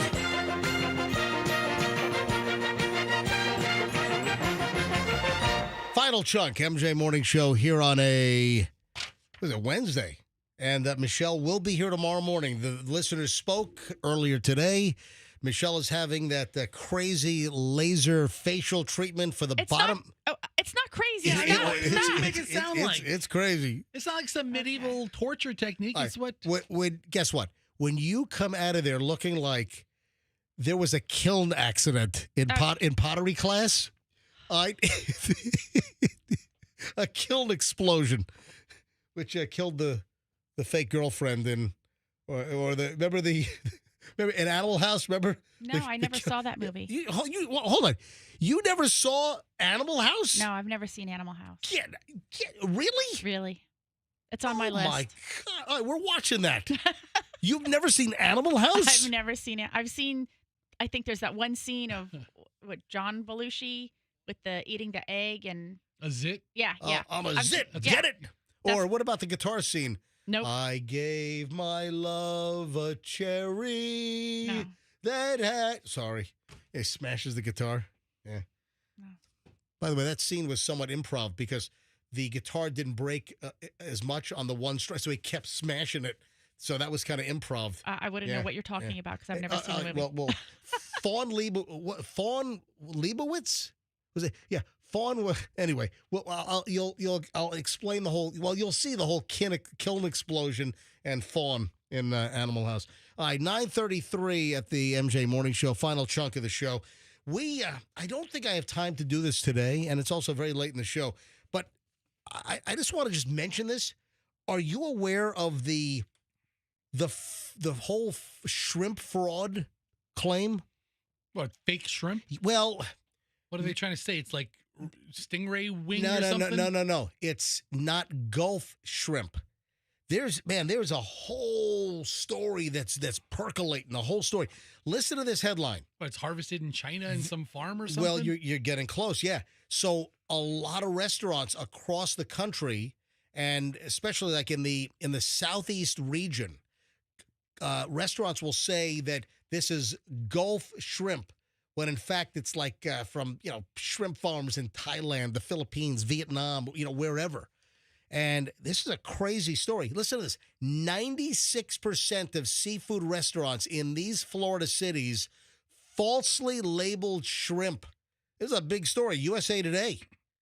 And I guess it's the Florida network for USA Today. And Did you know there's a Southern Shrimp Alliance? Oh, it's very big. And it's founded right here. It's in Tarpon Springs. Yes, the Southern Shrimp Alliance. It's the SSA. Yes. The Southern Shrimp Alliance on seafood false advertising. Founded in 2002, the Tarpon Springs-based Southern Shrimp Alliance describes itself as an organization of shrimp fishermen, shrimp processors, and other members of the domestic industry in 8 warm water shrimp producing states: Alabama, Florida, Georgia, Louisiana, Mississippi, North Carolina, South Carolina, and Texas. Maybe we'll just get into this right here. So the SSA, the Southern Shrimp Alliance, based right in Tarpon Springs, they issued a news release last week stating that it is taking aggressive action to address deceptive shrimp marketing of farm-raised imported shrimp as Gulf shrimp. On Monday, January 27th, the SSA followed up with another release stating that shrimp consumers are being misled on a massive scale in a major Florida metro area. Would that be this area? Yeah, Tampa Bay was not accurately labeling shrimp on their menus. Do you have to say where the food comes from? Well, the issue is that people are saying Gulf shrimp, and then they're testing the shrimp, and they're finding out that it is not Gulf of Mexico or America. I don't know. Gulf of Mexico or Gulf of America. Yeah, if it's not taken out of the Gulf of America, I don't know that I would ever even know or not know. I wouldn't order it because it's Gulf shrimp or because it's not. If I want shrimp, I want shrimp. It noted that CD Consulting found that 96% of sample Tampa St. Pete, Florida restaurants, 42 of 44, imply they serve local shrimp while actually serving farm-raised imported shrimp. Tampa and St. Petersburg, twin jewels on Florida's Gulf Coast, are renowned for their pristine beaches, bustling downtowns, and an abundance of seafood options. Read the press release. However, a recent investigation utilizing genetic tests in the area reveals a surprising finding. Despite being situated on the Gulf of Mexico, America, whatever it's going to be, and implying that local shrimp was on the menu, a mere 2 out of 44 sampled restaurants serve authentic, wild-caught Gulf shrimp. They noted menus advertise fresh shrimp dishes. Most establishments rely on imported farm-raised shrimp from countries like India, Vietnam, and Ecuador. Wow. When diners think of Tampa and St. Pete, they think of seafood fresh from the Gulf, said David Williams, commercial fisheries scientist and founder of CD Consulting. That's SEA and then capital D. Okay. And they did the testing on this. Family-owned shrimp businesses operating out of the port of Tampa struggling to survive while local restaurants bamboozle customers into thinking locally caught shrimp are being served. Wow. Only 2 seafood restaurants of the 44 they tested. So listen, there are a lot more restaurants out there. But of the 44 they tested... They probably tested ones that we've all heard of. If you're going to test a handful. So what they tested, let's see, they tested 44. Does it give names? Yeah. So the restaurants out of the 44 they tested, and keep in mind there are a lot more, but of the 44 they tested, they say Salt Shack on the Bay in Tampa and Stillwater's Tavern in St. Petersburg were the only restaurants confirmed by their 44 tests to actually have real Gulf shrimp from here. I've heard good things about that Salt Shack. Yeah, that's another one. On Manhattan? No, on West Shore, south of... That's near the marina, right? Yeah. Down at, south People of, like it. South of Gandy, off of West Shore. So that's an interesting... I'll tell you another little ugly secret. And I don't know if this has been corrected, but a lot of the sushi restaurants in the Tampa Bay area, they would do the grouper roll. Did they call it like the Tampa roll? I think it was like the Tampa roll, and you think it's grouper, and a lot of times it was just some whitefish that was deep fried. See, I don't do any of the crazy rolls. For me, I'm a traditionalist. I want the Edo style. I want just great quality fish on good quality kosher that's seasoned properly. Yes. Or I want sashimi. I don't do the crazy rolls. I don't want a mayonnaise roll. I don't want any of the crazy. That's not sushi to me. The quality fish and rice, that's sushi to me. Nigiri is when the fish sits on rice. Sashimi is when you just have slices of the fish. That's what I want. I like to take my goldfish straight out of the bowl and just shotgun it back. Right. What? Just take the goldfish, Great. slap it. No, but seriously, this goes back years, and I think that some of the sushi places were called out on it, but a lot of times it was just some white fish deep fried, and places would say that it was grouper when it was not. It was not grouper. It was some, foreign frozen white fish that was, passed off as grouper. So I don't know if that's been corrected because I never ordered it, but that was a thing like 10, 15 years ago that you were not really getting real grouper when you were ordering like the Tampa roll. So little sushi secret out there. All right, 9:41 at the MJ Morning Show. Did you want me to grab a call? Is it a good call? All right, hold on. Who am I grabbing here? Let me grab Mike in St. Pete. Mike, you're on the MJ Morning Show. Hello, Mike. Hey, how you doing, MJ? Hey. This is, I tried to get a hold of you a while ago. I'm the one with the tuna. I got to bring you some tuna, but I guess you're going to get bluefin tonight. Oh, yeah. Oh, that's, we mentioned this earlier. I'm going to be at Armature Works tonight. It's from 6 to 8 p.m. that Zuku and Han, the Han hand roll bar, to kick off the Lunar New Year, they're bringing in a 350-pound bluefin tuna, and they're going to be cutting it and serving fresh bluefin tuna hand rolls at the Han hand roll bar at Armature Works tonight. And I'm gonna bring Chloe. I got to be there, man. Nothing like fresh bluefin being cut up right in front of you. You got to see the grade of it and everything. Yeah. The grade goes from anywhere from 18, if it's a number 2 or if it's a number 1, Listen, I've been to the tuna auction twice at the former Tsukiji fish market in Tokyo. Now it's Toyosu is the new market, but I've been to the tuna auction twice at the old market. So I've seen how they grade the tuna and the fat content, and it's crazy stuff. Yeah. So So tonight, folks, seriously, tonight, this is a special event. A 350-pound whole bluefin tuna is going to be cut up, and they're going to be serving. You can buy these boxes with like 5 bluefin tuna hand rolls from the Han hand roll bar, and I'm going to take Chloe. Starts at 6 o'clock tonight, so I'll see you there. All right, so go ahead, Mike.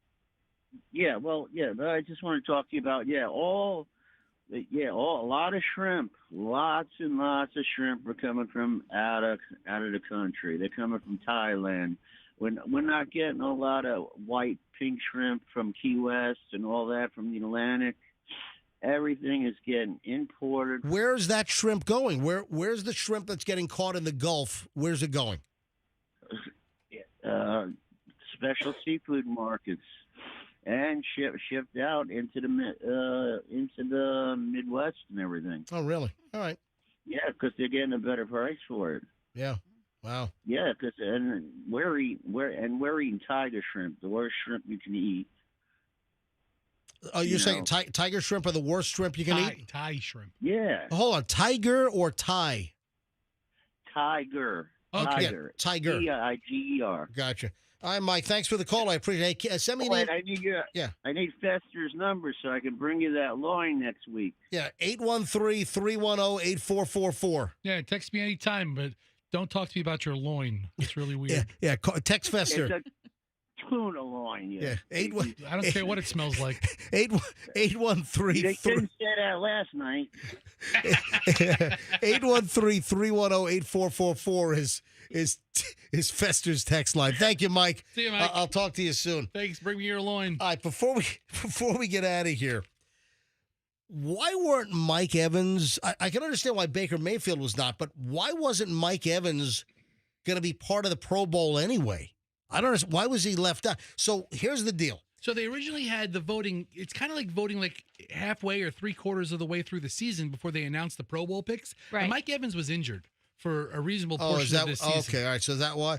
All right. So the NFL is replacing Washington Commanders quarterback Jaden Daniels with Baker Mayfield for the Pro Bowl, and then Mike Evans will replace the Dallas Cowboys wide receiver CeCe Lamb.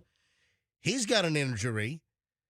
And you've got two other Bucks that were voted in for the Pro Bowl, and that's Tristan Wirfs and Vita Vea. Yeah. So, and then two more, but that makes sense now. So Mayfield was not going to make it. He should have. His best work was in the last quarter of the season when they've already voted, All for right. the Pro Bowl. Right, Gotcha. right. All right. But you know who's not going as a quarterback? Who? The one that you're complaining about. Mahomes? Yeah. Oh, Mahomes. He's not. This is the first time in I think 6 years that he hasn't been since he's been the starter for the Chiefs that he's not going to the Pro Bowl. And the Pro Bowl is what, like the week after the Super Bowl? Is it the week after or the week in between? No, it's the week No, after. it's either the week after or the 2 weeks after. Yeah. So yeah, it's after. It's held in Orlando. It's not a game Hold anymore. on, hang on a minute. No, the Pro Bowl's this weekend. Yeah. it's So the week in hold middle. on. The weekend. I thought the Pro Bowl was after the Super Bowl. Okay, so it was. Oh, it used to be. It used to be a big game in Hawaii that all the Yeah. players would fly out for. Yeah. The game sucked and it got no ratings.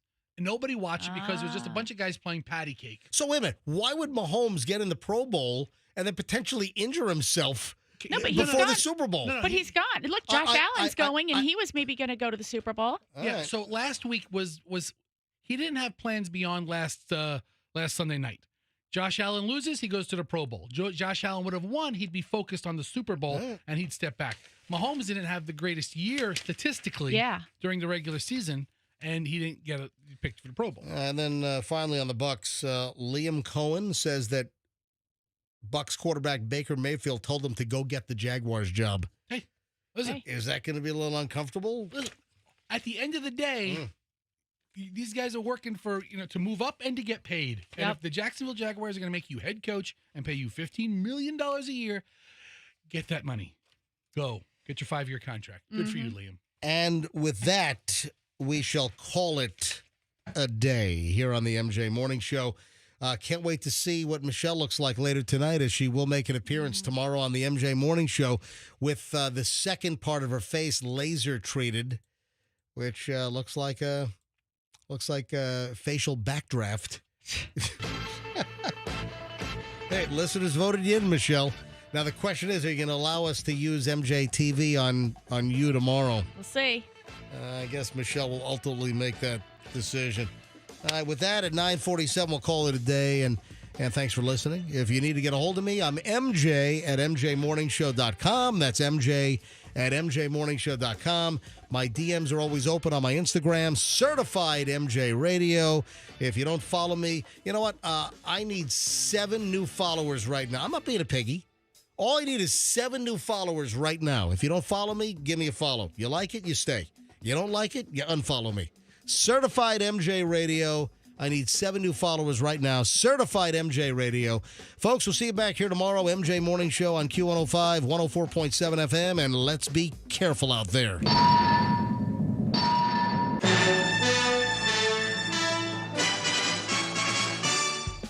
Download the app now. Get the Q105 app and listen to us anywhere.